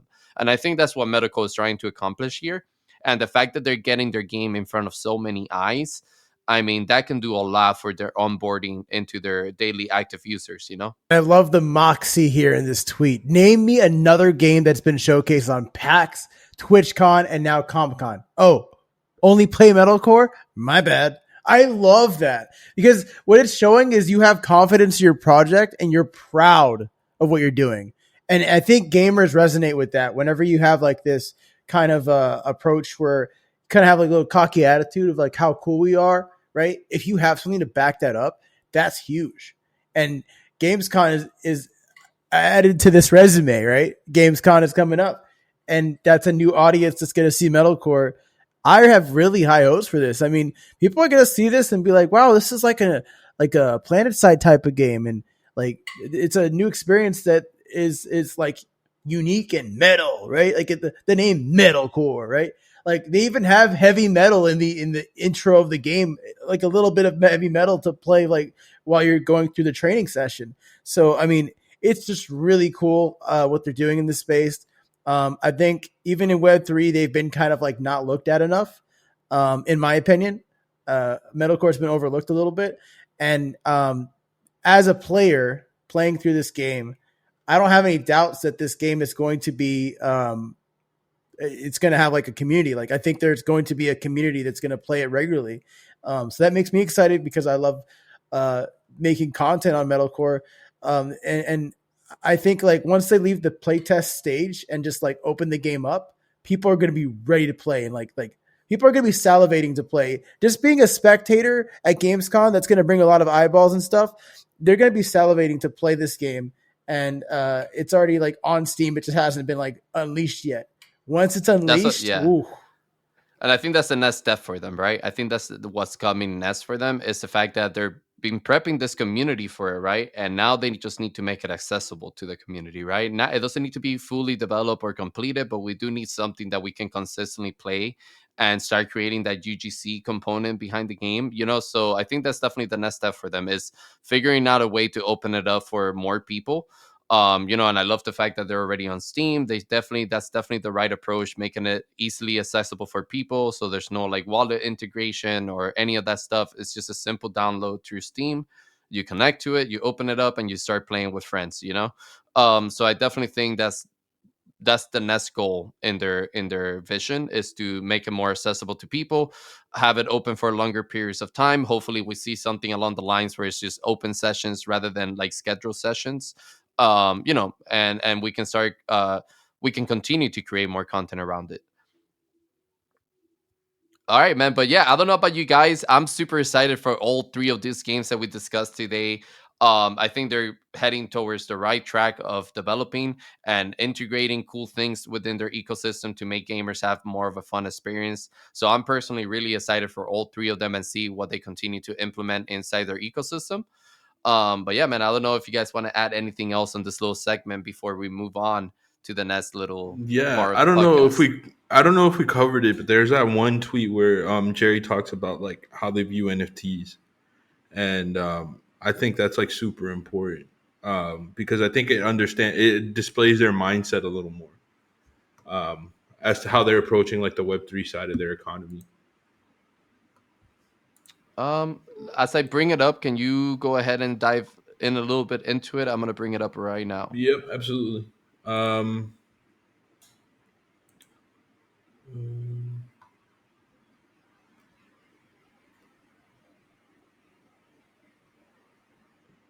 so basically, what he talks about in the tweet is he talks about the fact that they need to build a game that people want to play. Everyone in Web3 so far is really talking about like Web3 games need to sell skins to be successful, and that's like a really bad take in like his opinion and also my opinion. Like obviously skins are important, but like they can't be the only thing that the dev team is worried about. It's something that it's a fact. It's an additive to your game, but it shouldn't be like the main point of your game. Yeah, I don't know if we discussed this yet, but there was a part where yeah, see, you just put it on the screen there. There was a part where Jerry had tweeted about how him and the rest of the team kind of viewed NFTs, and I think he's spot on. I don't know if this is speaking for all of Metalcore or if this is just his point of view, but regardless, like I thought it was a great take. It says, people saying Web3 games need to sell skins to be successful is wrong. I'm getting tired of people speaking to the lowest level of how blockchain benefits games. Users are willing to play because skins in Counter-Strike or League of Legends have longevity in a game people actually want to play. Yeah, essentially, like he's talking about the fact that everyone acts like people are going to run to Web3 just because it has skins. And obviously, that's not the case. Very similar to some of the feedback I got from my niece and her friends when we played Grand Saga. It's like, no, what's going to make this game make me want to play it? And then the skins will kind of take their own life from there. And whatever assets are in the game will start becoming useful then. Like the game has to be popular first. And that's basically exactly what he talks about here, where the Web3 side of their game, they do want to integrate it, but it's not the main priority for them right now because they need to make a culture that people actually want to invest their time into before they even invest money into it. So I think that's a really good take, and it's really cool to see that, similar to what Hado was saying earlier, that he has that level of conviction in what they're doing, and he wants to, portray like their mentality and have people kind of buy into what they're doing and how they want to do it. I think is very important. I wish more team members were like more outspoken in the space when it comes to like their personal beliefs on how they want to conduct business in Web3, because I think it allows you to align with the team and with the game and know what to expect. So when like Metalcore is very different from how Illuvium is doing it, right? Like Illuvium basically has like a very open, straight up, already being set up Web3 economy with their Illuvium token, the Illuvitar NFTs. Where Metalcore, it's kind of like, yeah, they have some NFTs, but you don't have like a full blown economy yet. Do I think they'll eventually get there? Most likely. I just think they have different priorities at this point. And I think, that kind of shows even in the gameplay, right? Like, Metalcore, you can play that game. Obviously, it's not available all the time, but you can play it and really immerse yourself in it and create content. Can't necessarily say the same for Illuvium at this point, but Illuvium has more of a put together Web3 economy where Metalcore doesn't, and I think that's really unique into Web3, where you can see like, an economy start to take shape in a game, but necessarily the gameplay hasn't yet. Where with Metalcore, you see the gameplay taking shape, but you necessarily don't see how the economy is. So it's just different approaches. No, I absolutely agree, man. And I actually appreciate his take on this. And I agree with the part where he says it's about creating IPs and creating fun experiences within your games, as well as providing value to players through their NFTs by making updates that they can do to their NFTs by unlocking different things while they're playing the game, So I think that's a solid take on that aspect. And, you know, a different take on how blockchain can make the gaming experience better, right? Because I do think that's a big divide in the space right now. Is that you have the people saying like, Web3 doesn't really make any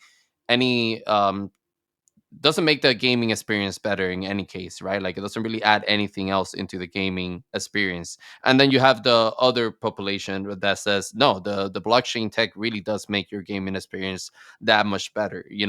So I think seeing his point of view and his takes on this kind of open up hopefully it will open up the people's mindsets a little bit more when they're criticizing certain games or when they're criticizing blockchain tech in games in general.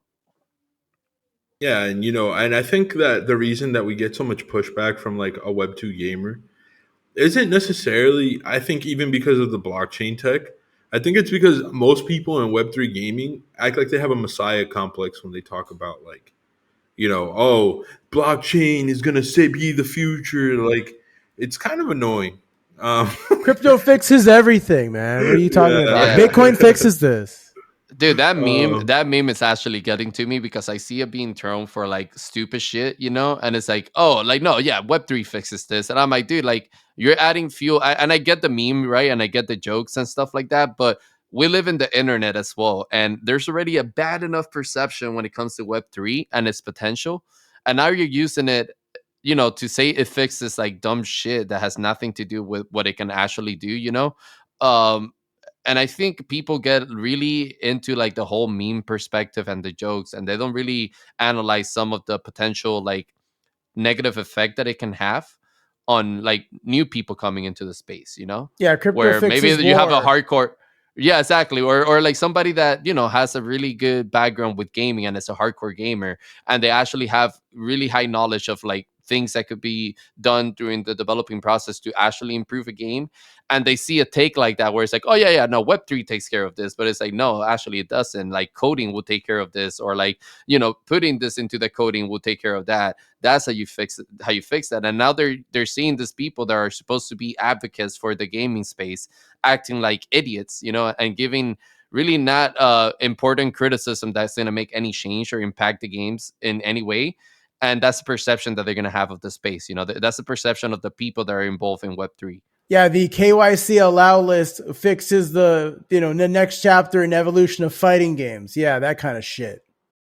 yeah, yeah, absolutely. And it's like I said, I understand that we have a unique sense of humor in our space, but a lot of people take things literally on the internet.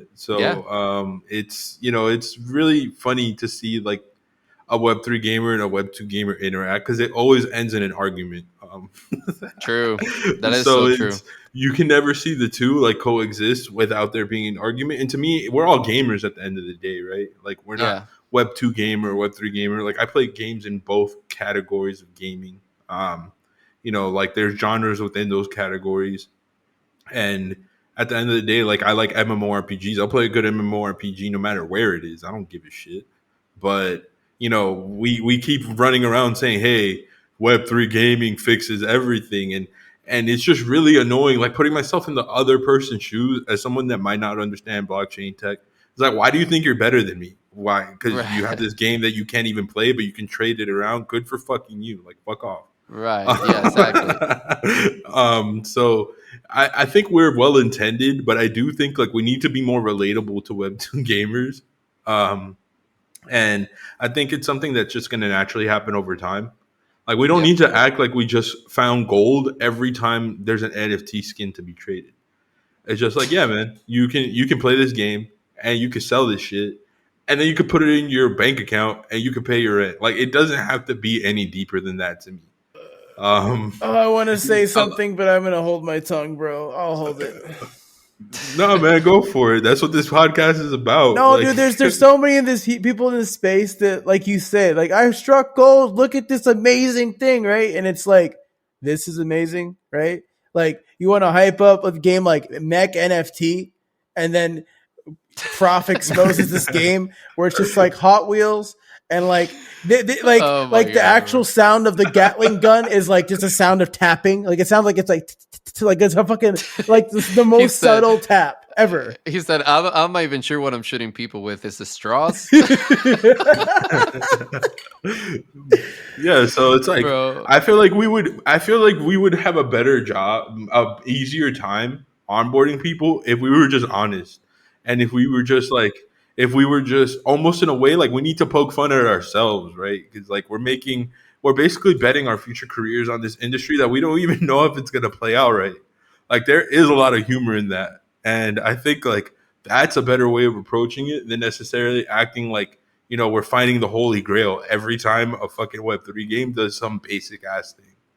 Yeah, I mean, let's keep it real. A And lot of these games are not made by gamers in this space. yeah, I That mean, is it's true. true. And that's unfortunate to say, but like, just like even regular like gaming studios, not all of them make it. Like most of them fail. Like I feel like the risk is even twofold more in Web3, right? Where it's like you definitely have a shot at failing because you have to instantly. The only way your game is really validated is if you have an economy. And to bring it back Um, to Metalcore, I think that they focused on the gameplay for the gamers, and I have like faith in them because they have this gamer first approach. And then the way they want to tie in the NFTs is like not in the full front of what they're doing. It's not like so much in your face. You haven't struck gold with Metalcore NFT, this and that. You've struck gold with the game, the content, the overall like appearance of the characters, the attitude, the moxie of the actual person that's behind the social media account. We put metalcore in everyone's face. And yet you guys want to focus on monkey NFTs and apes and stuff like that. Like no offense to those communities, but like they have like this kind of like fakeness that bro, people can okay. read through. You know what I'm saying? Bro, okay. Like, let's call it for what it is. I used to be in the NFT space, so I can fucking shit on this all day long. Like, you guys have nothing to do but look at the fucking JPEG and then hop into a space and talk some shit. Like, being in the NFT community is one of the most boring things in fucking humanity. And It's and because and, it's a and consumer. It's a consumer space. yeah, It's not. It's not. it's You're not investing when you're buying NFTs you and know PFP. You know. I've been a collector my whole life. I used to collect Yu-Gi-Oh cards. I still have the original boxes that are worth like 5 G's in my storage locker in America, right? Like I have all that shit. I've been collecting since I was practically in diapers. Like I used to collect fashion archive pieces. But even when I collected fashion archive pieces, I could go take fit pics. I could go to a party, stunt on people, pull up looking fresh as fuck. What the fuck can I do with an NFT? Honestly, like, talk about it. You can put it on your watch. Yeah. I was gonna say that you can put it. You can put it in your digital frame. And I even want to clarify that, like, it's not an NFT, it's a PFP NFT. NFTs are so much more than just like PFP. Yeah. And so it's like, I completely understand the bravado when a game wants to shit on a PFP community, because like, what do you guys do all day aside from talk about the fact that you have the PFP? Nothing. Yeah, I think there's a big difference, right? Like, there's a big difference when it comes to an NFT that actually has an IP that brings some type of value to the holder versus NFT that's just an art collectible, right? Like an art collection PSP, which is what most PFP collections fall under, right? And they have this like perception of trying to sell it as like, oh no, you're an investor, you're investing into this thing which you can flip for tons of money, but there's the word flip in there, right? Which is basically not allowing you to be an investor, because you really don't own any shares for that company or that brand or anything. Instead, you just hold a piece of their art, right? Which makes you a consumer. And I think that's a lot of things that people that are involved in the PFP communities and the art collectible communities don't understand yet. They look at themselves as investors, and that there is some form of ROI involved in there, right? Which there is if you're able to flip it for more money, right? Which means that somebody has to lose in order for you to win, right? Like, you have to sell your item higher and somebody's going to buy it at that price. So that person that just bought it lost, because they now have to worry about how to flip it for double or triple their money, right? So it's more of a consumer space rather than an investor space. Man, it is so weird, because like, the whole idea is you're this community that's raising floor price to then dump on your fellow community members. Right, exactly. These are the perfect people to make, or not to make games, but to be gamers, because it's literally PvP, right? Like, everybody is literally betting against each other. So like that's why some of them are like, oh, let's make a game. Well, do you even know the first thing about making a game? Do you even play games yourself? Or are you just trying to cater to an audience that is making games? At least people like Metalcore, Illuvium, they have some type of game design knowledge. They have some type of like foundation within gaming, which is why these games are being played by gamers. But these PFP projects that transition into games, they usually don't have any direction or drive into making a game. They're just trying to keep their community engaged. Well, talking about the fact that there's so many people that are not gamers, right, or have any gaming developing knowledge behind their arsenal of experience, right? Do you think that's being more enabled nowadays, that developers can use AI tools to basically build their games for them, right? Do you think that's making it easier for people that have no knowledge of how to make games or create games get more involved with the field, right? Because I do think a lot of people are attacking the gaming industry because of how quickly it grows, right? And how big of a chance it has to reach that mass adoption that everybody keeps talking about in Web3. Yeah, I love this topic because I've actually done a lot of research on this. So like, there's a lot of tools that are like kind of integrating with AI to like make 3D models, for instance, generating images from Midjourney and making that into a 3D map. With the depth map type of stuff. And what I'm seeing here is also like 3D worlds being generated. There's a couple of AI tools out there that you can, just from like a prompt, just like in ChatGPT, you can generate a world, right? And it's like a 3D perspective image. But at some point, that's going to integrate with the Unreal Engines and the Unities of the world. We're already seeing it too, where there's an AI drive being pushed, where you can integrate AI into your game development, where it's like kind of like doing the code for you to like connect the pieces together. So that's already being implemented. And then NVIDIA just came out with a presentation recently where they're going to make a new file type that integrates with AI that can be utilized between like Unity, Unreal, like any engine that builds it with games. So that file type is a file type that is recognizable, and it's to help all the AI generated content. So it's going to be easier to make a game like never before, right? Just like it's super easy to make generative video, generative image, generative music and stuff like that, right?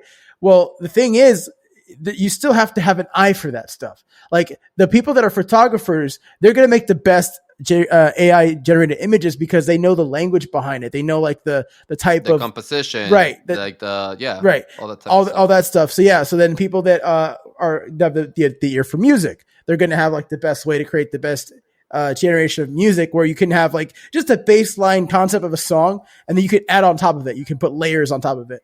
They have like AI tools that can stem out your creations, so that way you can take the instruments. Maybe you want to remove this instrument and put something else instead, and you have like an idea of BPM and music theory, like scales and stuff like that. And so, really, what it comes down to is these tools are going to enhance what the people are doing, and the people that are good at these crafts already, when they embrace these AI tools, they're going to be able to make these games faster. They're going to be able to make changes faster. So, like, yes, you're going to have a lot of people that are going to make dog shit games because they're going to have the ability to reach in and have these tools. And it's going to be affordable because a lot of these things are going to be subscription based models. So it's not going to be like you Yeah. have to spend $1,000 up front. You're going to have like better budgeting in the future. So I think, yes, people are going to make games, but the games that come out that are going to be good, they're going to utilize these tools for the benefit of making games faster. And teams may Hmm. shrink in size, but like teams will still have to be a thing, because you could make everything by yourself, but more perspective is always going to be better than one person. I mean, there's the exceptions to the rule, like Cuphead is made by two people, right? But like full-fledged studios could make Cuphead more faster and more better and have more content. The reason why Cuphead is somewhat limited is because it was two people that made it. So again, I do think to your point, to your question, Klaus, I do believe we're going to see a ton of AI based gaming and content in the future. I just think that the studios that like Nvidia is making it easier for this to be worked in by studios, right? And so I think like at some point we will have AI creating games, right? I'm scared of that future, but at the same time, I do see like studios using this stuff to produce content a lot faster, be more efficient with it, and save money on budget and stuff like that.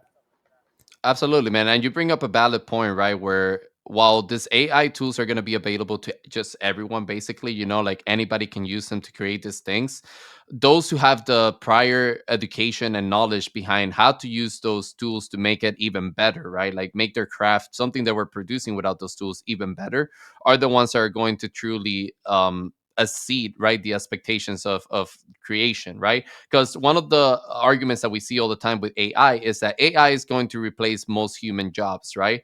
And I personally disagree with that take. I think of AI as a tool that is only going to replace you if you don't use it to advance your skills even further, right? So going back to your topic, right? How to like, to me, I would much rather have photography be done by an actual human than AI, for example, right? Because I know that a real photographer, a real human being is going to be able to capture certain things that only they can capture with their human connection, their human emotion, right? A lot of the times, for example, with photography, photographers makes not mistake, but they make mistakes on purpose because it's going to give the image some type of element, or like, like I've done it myself when I used to do photography, where I was shooting image overexposed on purpose because I wanted it to have that type of element, in that type of composition. So those type of connections is what AI lacks a little bit on, right? It can't really identify those type of human connections into the work that it's producing. But if that photographer is able to utilize the AI tool to make their editing process faster, to make their image color grading a lot smoother, those are things that they're using to make their turnaround a lot quicker with their job. Yeah, I mean it's definitely going to increase like productivity. I think there is going to be a little bit of job reduction, but on the flip side, it would be easier to create companies out of thin air, so to speak, because you could create a company and have like the same amount of people you would in a normal company. Maybe not like a AAA size, but an indie. I think it's more approachable for indie to like compete with AAA titles now with all these tools and technologies that are going to be utilized, in my opinion.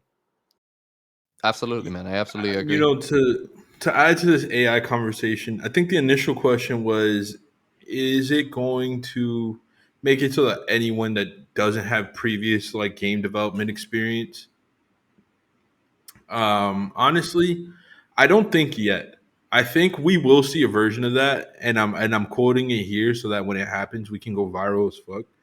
I personally think that we're gonna see someone that is openly admitting that they don't know how to build a game, and they're gonna say, "Hey, I want to build this concept through AI," and they create like a TikTok series or something around building a game as someone that's never built a game before, and they like have their community pitch in ideas and their community pitch in feedback, and their community even guide them in the building process.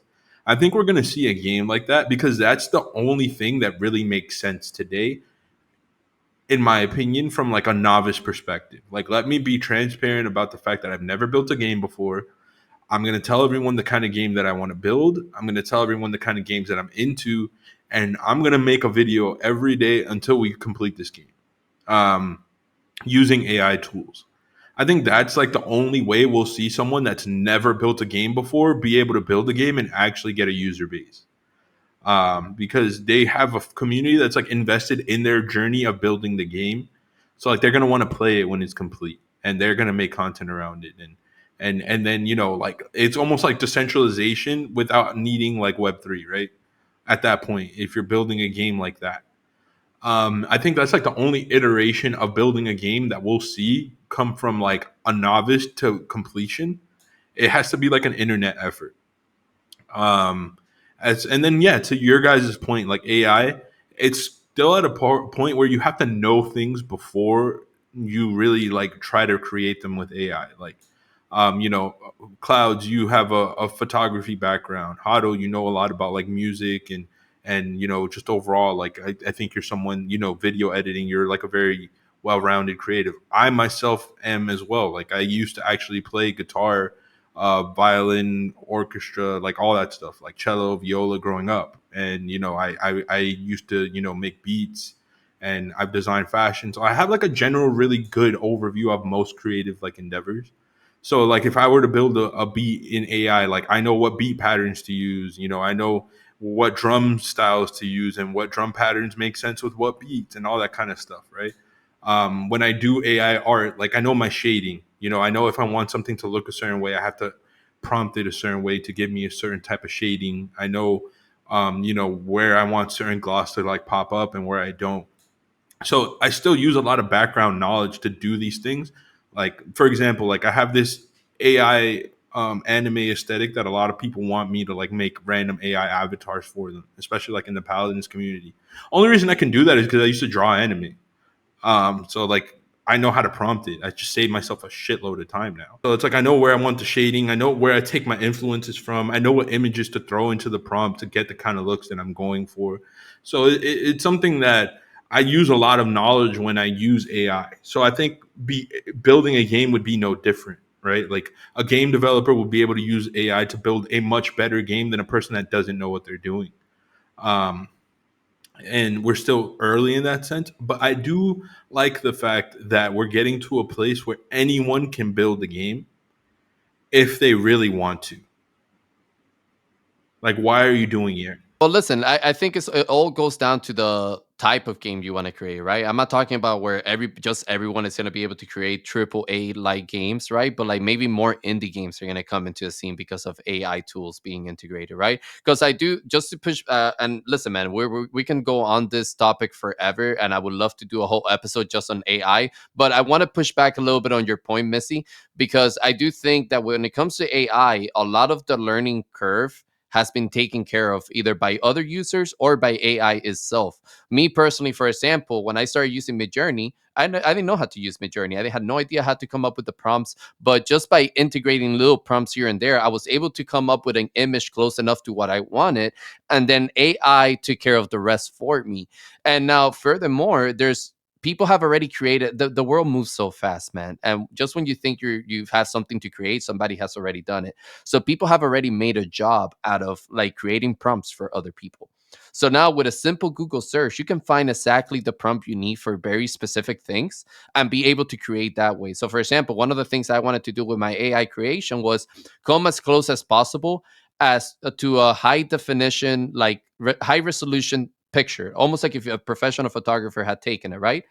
And through a little bit of Google search, I was able to find a prompt that went so deep into like color correction, color grading, resolution, pixels, ratio, all this type of little things that when I copy and pasted that prompt into the Midjourney entry, I was able to produce what I wanted within minutes. So I think the learning curve that you're mentioning, right, where not just anyone is going to be able to utilize AI tools to create good things right away, that learning curve has been a little bit demolished by people and AI itself. And then let me piggyback off of what you just said too. And this is like to answer like the question directly. I think, and this is a little bit of advice too. I think that what we're gonna see first before we see a bunch of games pop up is we're gonna see a lot of people utilizing that AI technology to then create UGC.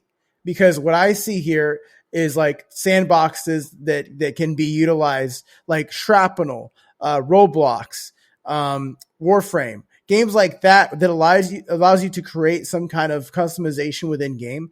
Now, people that aren't artists, that people that aren't musicians, that aren't good with video editing or whatever, they can utilize all these tools to then throw in that kind of content with UGC. They're going to start creating characters, models, concept art with the Midjourney and stuff like that. They'll be able to make videos with things like CapCut or the AI tool that we're using for some of our clips. They'll be able to do that as well. They'll be able to make music compositions with just prompts with Splash Pro, or even use like Soundful to like just generate it like just random different types of like beats and stuff like that. So there's so many different tools out there that they're going to utilize. And I think if they're going to make a game, try to do like this is the advice part. Try to do like some UGC stuff to see like your vision come to light a little bit.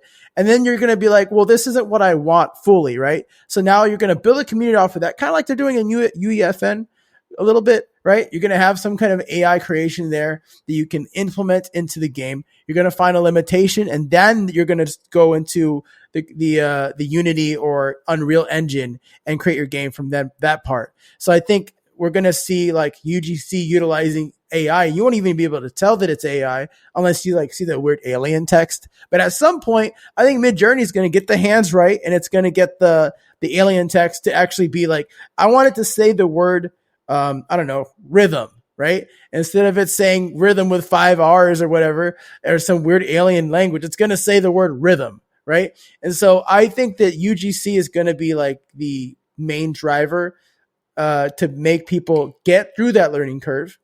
And then once they get through that learning curve, because there's going to be a little bit of learning curve with all the tools still, even with like, YouTube and all that.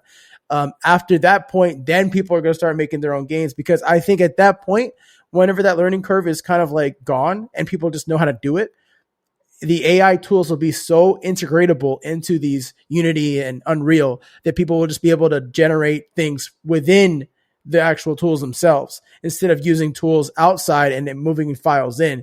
You'll be able to generate within the programs, and that's when we're going to see a bunch of games pop up that really aren't really the top tier games that we want to play, but the accessibility to use those tools will be through the roof. So we'll see a bunch of content like that. Yeah, man, I love it. Well, listen, I love that you both know so much about AI.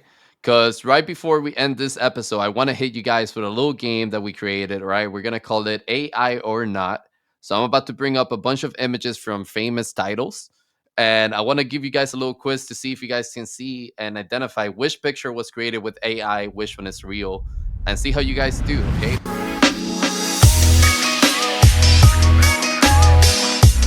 All right, here we go, baby. So first one up. All right. So we have 2 images up on the screen. You're going to tell me which one you think is AI, which one is real. All right. We're starting with one of the most famous titles probably in all of gaming, right? We're starting with Mario. So what do you guys think, man? Mizzy, go ahead. Oh, it's definitely the left. No, I'm just kidding. It's the right one. The right one's AI. Yeah, this one's kind of easy. I think they try to put the M on the hand, on the left hand frame. Yep. But you know what is crazy is like a few years ago, this wouldn't have been close, but it's getting closer and it's getting better. So the fact that the right picture looks pretty similar to Mario, that's kind of impressive. It's kind of scary. It's impressive and it's scary. Yeah. It is really scary. I think one of the hardest thing that AI has, and this could be a prompting thing, right, is kind of generating the same style of design and graphics as the original title, right? So that's kind of like what gives it away a little bit. But I was wondering if you guys were gonna notice that little thing on top of the Yeah, glove that they put in there, because I knew that that might give it away, you But know. So the yeah, thing for is sure. the eyebrows, the mustache, the hair on the Yep. side, the color scheme, the red shirt and the blue overalls, even the yellow buttons, the brown shoes. It's got everything down to like to the core. It's just like yep, you could tell like right away that the hands are even there like normal hands. There's enough yeah. fingers and stuff. Well, sort of. There's 4 on one and 3 on the other, but still, it's getting closer and closer. No, I absolutely agree, man, and it gets scarier. So buckle in Yeah, because and for me, the hopefully you guys giveaway was the red in the ear. Oh It yeah. had like the this red in the the ear. red Oh, in right the here on the ear. left side, right? Yeah, and on the right side too. Like if you look in it, like there's Ah, oh a yeah, right little red here. in the ear. Yeah, Oh, good eye, good eye. Okay. yeah. All right, let's move down to the next one real quick. All right, we got another amazing title. One of my personal favorites. We have Master Chief coming into the scene. Which Hmm. one do you guys think is AI? Which one do you think is real? I'm gonna This Let one me say go was hard, first man. on I'm this not gonna one. lie. This one was hard for me when I first saw it. I was like, I'm damn. gonna say the All one on right. the right is real because it has that 117, and I don't think that AI is good with generating numbers on things. So I think it's the one on the right is real. What about you, Missy? I am. I'm gonna take a little deeper look, but that is actually a really good point, Hado. Like AI always gets numbers wrong traditionally. Also, like the background, the on the left one, the fire looks out of place in the bottom left corner. So I'm gonna go with the right one for that reason. But it would be really funny if we're both wrong. No, you actually are both right, man. It's surprising how much detail you guys are trying to look out for. Yeah, you're absolutely right. The one on the right is the real image. I think the 117 was kind of like a giveaway on this one because that's a very if you play Halo, you know, the Master Chief was Yep. 117 and I absolutely agree with you guys when it comes to AI generating things like letters or numbers. That's kind of like a giveaway for them, but I couldn't find another image of Master Chief that seems similar to this graphics that AI produced. But I want to say, man, it did such a damn good job.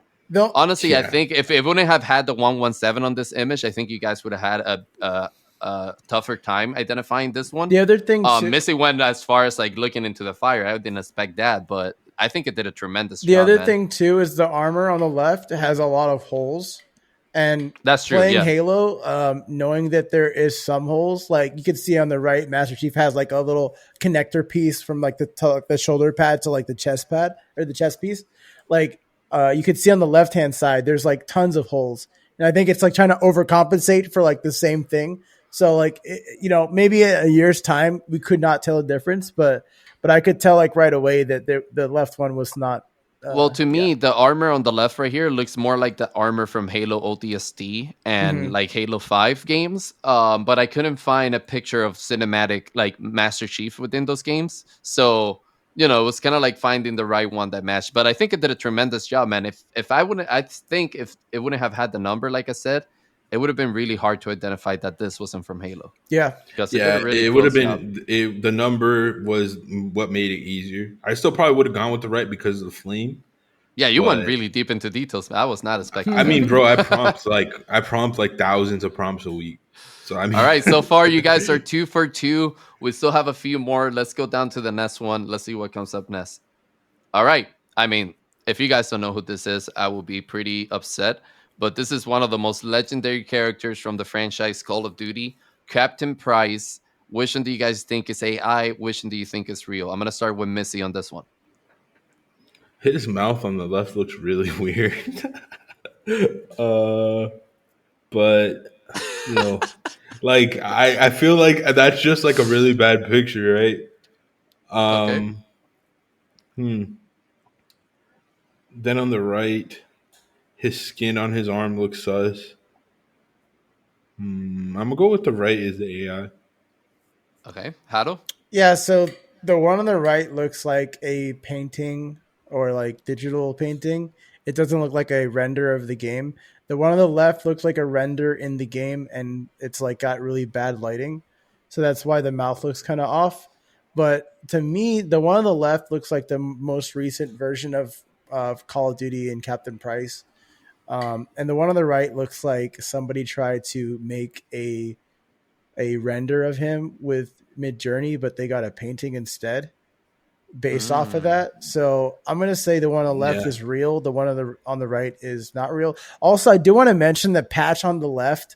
It looks like there's supposed to be an American flag there, but it looks just like a bunch of lines. I don't Yeah. really know if that just like the stuff on his body doesn't look like traditional military gear. It looks like AI tried to like figure it out. So I definitely think the one on the right is AI.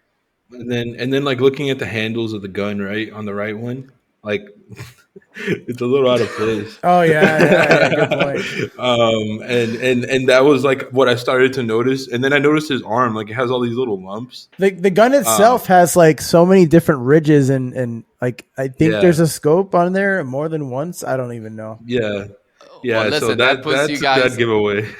that puts you guys at 3 for 3, man. You guys are going heavy on the details. So the little lumps, I think, is AI trying to generate muscles Yeah, within the forearm. You know, I definitely see the patch now that how to mention it.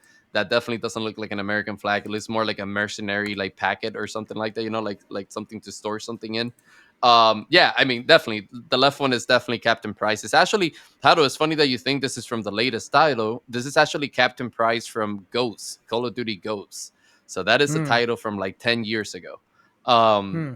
oh that's man, I awesome, can't man. Yeah. believe Ghosts is 10 years ago. Fuck, Damn. I feel Yeah, I old. mean, Damn. I think it's a little bit more than I think it's actually a little bit more than 10 years. I feel old as Might be reaching fuck. like 12 years maybe or something like that. But Yeah.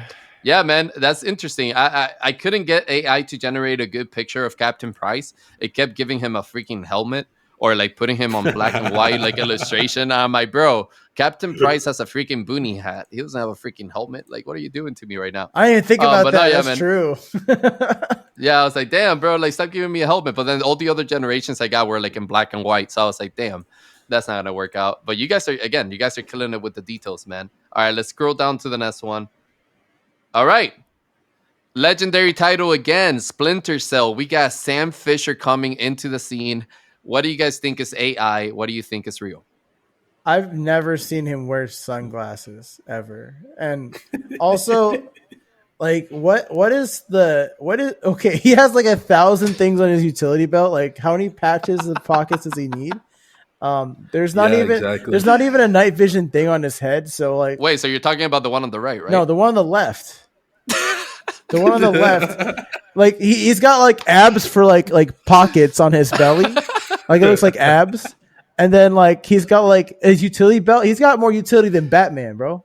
Like Yeah. and then like the gun on his back. What's up with that? What is that? What? Yeah, Bro, like. that's a chainsaw gun from Gears of War, bro. What do you He mean? also has the professor. He also has the professor pressure like collar going on. So, um, yeah, I don't know, man. Like, I'm fucking dying, I'm pretty dude. sure the guy on the right is Sam Fisher, and the guy on the left is just like Duke Nukem meets Sam Fisher. I guess. I don't know. Yo, Mitzi, do you have anything you want to add to Bro, I this mean, conversation? Because I think this Hannah just one, like yeah, he covered everything, but even to add more to it, like even the background, like it looks like he's in a takeout box. Like, what is that? It looks like there's like boxes like fucking falling apart at the back on the right hand side. Also, Um, this dude's forearm just like Street Fighter. Like yeah, it's like Street Fighter. yeah, and that's what I was gonna go to next. Like the forearm is way too big.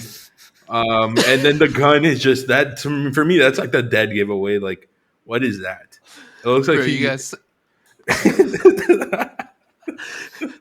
you guys are killing me with this one, bro. No, you're absolutely right, man. You guys got 4 for 4 on this one. I can't even speak right now because I'm dying. To me, when this one was generated, it looked almost like not Nicholas Cage. What am I saying? What was the guy from Mortal Kombat? Oh, Oh, Cage, Johnny Cage from Cage. no, Mortal Johnny Kombat. Cage. Johnny Johnny Cage. Cage. Yeah. Johnny Cage miss Sam Fisher or something. That's what it kind of looked like to me. But that is funny, man. Oh gosh, that was funny as hell. More utilities than Batman. I love I it. mean, dude. Oh shit. I'm All right, Batman. let's go down to the next one. All right. Metal Gear Solid. We got Solid Snake, a legendary character. The guy is older than fucking, I don't know, like fucking Dracula, bro. Tell me, which one is AI, which one is real? Come on, bro. Come Both on. of these were generated by fans, by the way. It's not from the actual game. Yeah, Come well, on. I mean, the fans got it right. AI. But what is this curved shit on his back? Like, is that a sword? Yeah. Yeah, like the sword hilts are facing the wrong direction. Bro, those aren't The, swords, those are shotguns. oh What my are you guys? god. What are you guys on, bro? You never seen Solid Snake in your life, bro? I I mean, mean, yeah, but like I assume those were swords, like because it's fan art, right? So that I mean that makes it even worse. The composition of the bicep is completely off. Like, is this like the Psycho Mantis version of Metal Gear Solid or yeah, of Snake? Okay, this dude did like roids for 20 years. he's way too jacked. He's got less utility belts than Batman or Sam Fisher AI, but also like what's this Indiana Jones like thing right across his fucking chest? And like he looks like half Yeah, bionic with his hands. Like his hands don't look real. But then again, like he does have bionic hands at some point in the game. Um, it's interesting that like they try to make this look like an NFT project too, with the background like being like ink splatter and then like yeah, a basic like gray. I don't know. Like the colors don't really pop for me.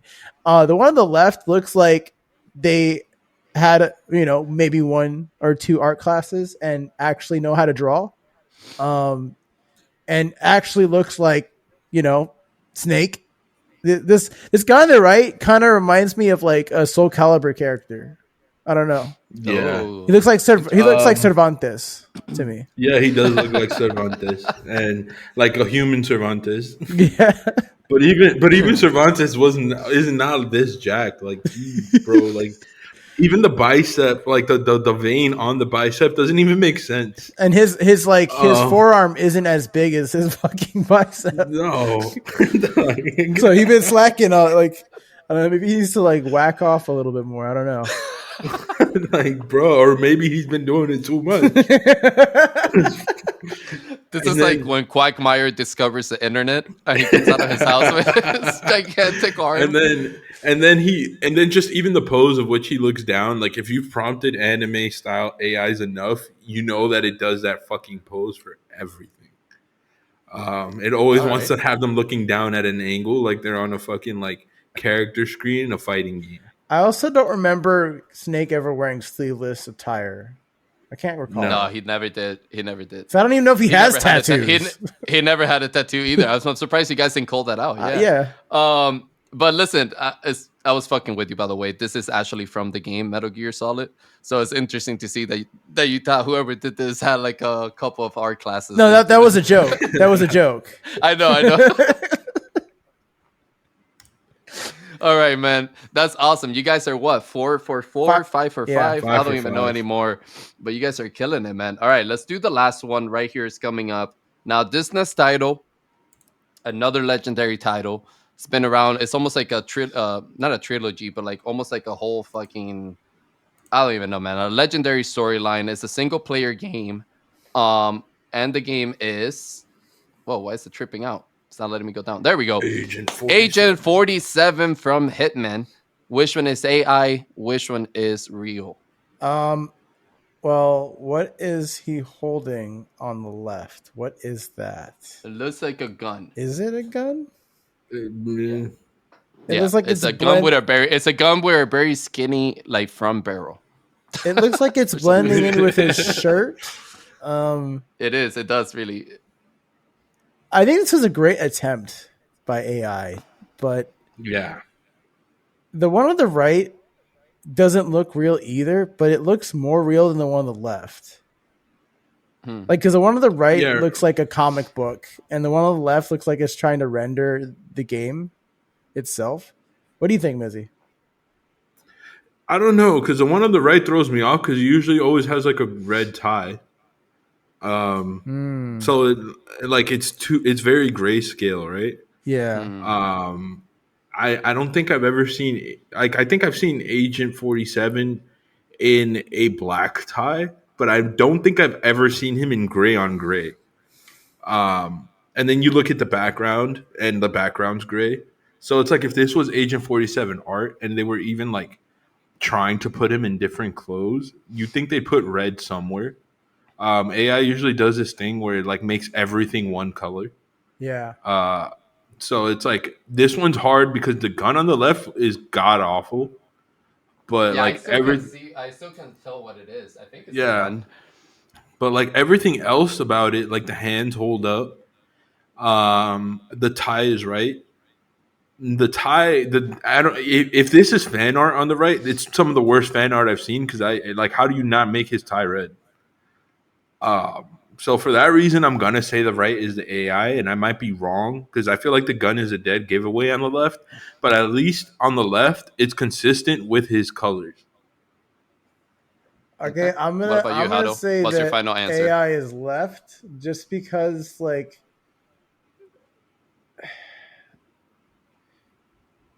I don't have enough experience with this game to be honest. I don't know what looks more like the character. Whoa. So like this You never is play Hitman? no. Whoa. I've never Okay. played Okay. Hitman. I've watched it, but the one on the left, it's I can't get over the gun. Like the I I, Yeah, that does look junky as I hell. think it's a Not gun, gonna lie. but I can't tell. And it's not even the fact that it's not being shown off fully. It's just like what's being shown doesn't look consistent to be a gun. So I think I'm gonna go with the left is AI and the right is some fan art that they fucked up on, like Mizzy said. All right. All right. Well, with that, Missy remains the champion and Hado goes for 5 out of 6. That's crazy, man. This one, actually, the one on the left is the real one. Agent 47 never had any other color tie except red. I think this picture came from one of the posters that you get from like the loading screen of the game. You know, when like games are loading in, kind of like GTA does, where it's like kind of like a photo style like picture. And that's why it looks kind of weird. But on this one, the one on the left is actually the real one. The one on the right is AI generated. Missy made some solid, man. I thought Missy was gonna save you on this one, Hado, when you ask him, because he was making some solid points with the gray and like how it makes everything one color. Also, I think AI has this issue where it makes every single character super jacked. Like Agent Yeah. 47, Agent 47, bro. The dude did not hit the gym like this guy over here. All right. Like the dude is more on the skinny side. You know, he likes to hide behind walls and like fucking stand sideways next to like a stop sign and he completely blends in. You know, this dude over here on the right is like super jacked, you know? So I think that's like an issue for AI. I don't know why it likes to make everyone super like buff. But yeah, man, that one was surprising. I thought you guys were gonna go both 6 for 6. But yeah, man, I think you guys have a pretty solid understanding of what is AI generated and a good eye for it. So I don't think you guys will ever be fooled by something that was AI generated. But man, I think this was a lot of fun. I want to How to say kill me, how to kill me with some of his. I do want to say that the reason why I got it wrong is because I don't know about Agent 47. Because I thought maybe he was jacked. I had no idea. You know, so like I had no idea. But now that you mentioned like the red tie like thing I should have listened to, but Yeah, I just didn't think that I don't know, what is that? Is that a gun? Like what is it is a gun. Yeah, it Bro, is a that is gun. some of the I was worst trying. fucking gun art I've ever seen in my I think it's because life. it's supposed to be like him moving, you know, like it has that move like effect. But I was trying to add on to that. I was like, yeah, you're right. That does look like shit, just to kind of steer you off from the the idea of it. I was like, yeah, man, that does look like shit. AI did horrible there. yeah. Oh But yeah, man. man, I think this was a fun little segment. I would like to do this moving forward a little bit more often, maybe with different types of games and stuff that will bring you guys. But don't try to fool Hado or Missy with AI because it's not gonna work out too well for you. Their eyes are too good, man. They're looking too much into details. But yeah, guys, I think that's that's a great stopping point for episode 2 of the Catalyst Effect. Like always, I'm your host Klaus. With me, Missy and Hado will be here every Friday for you guys. So we'll catch you guys on episode 3. Peace. Peace.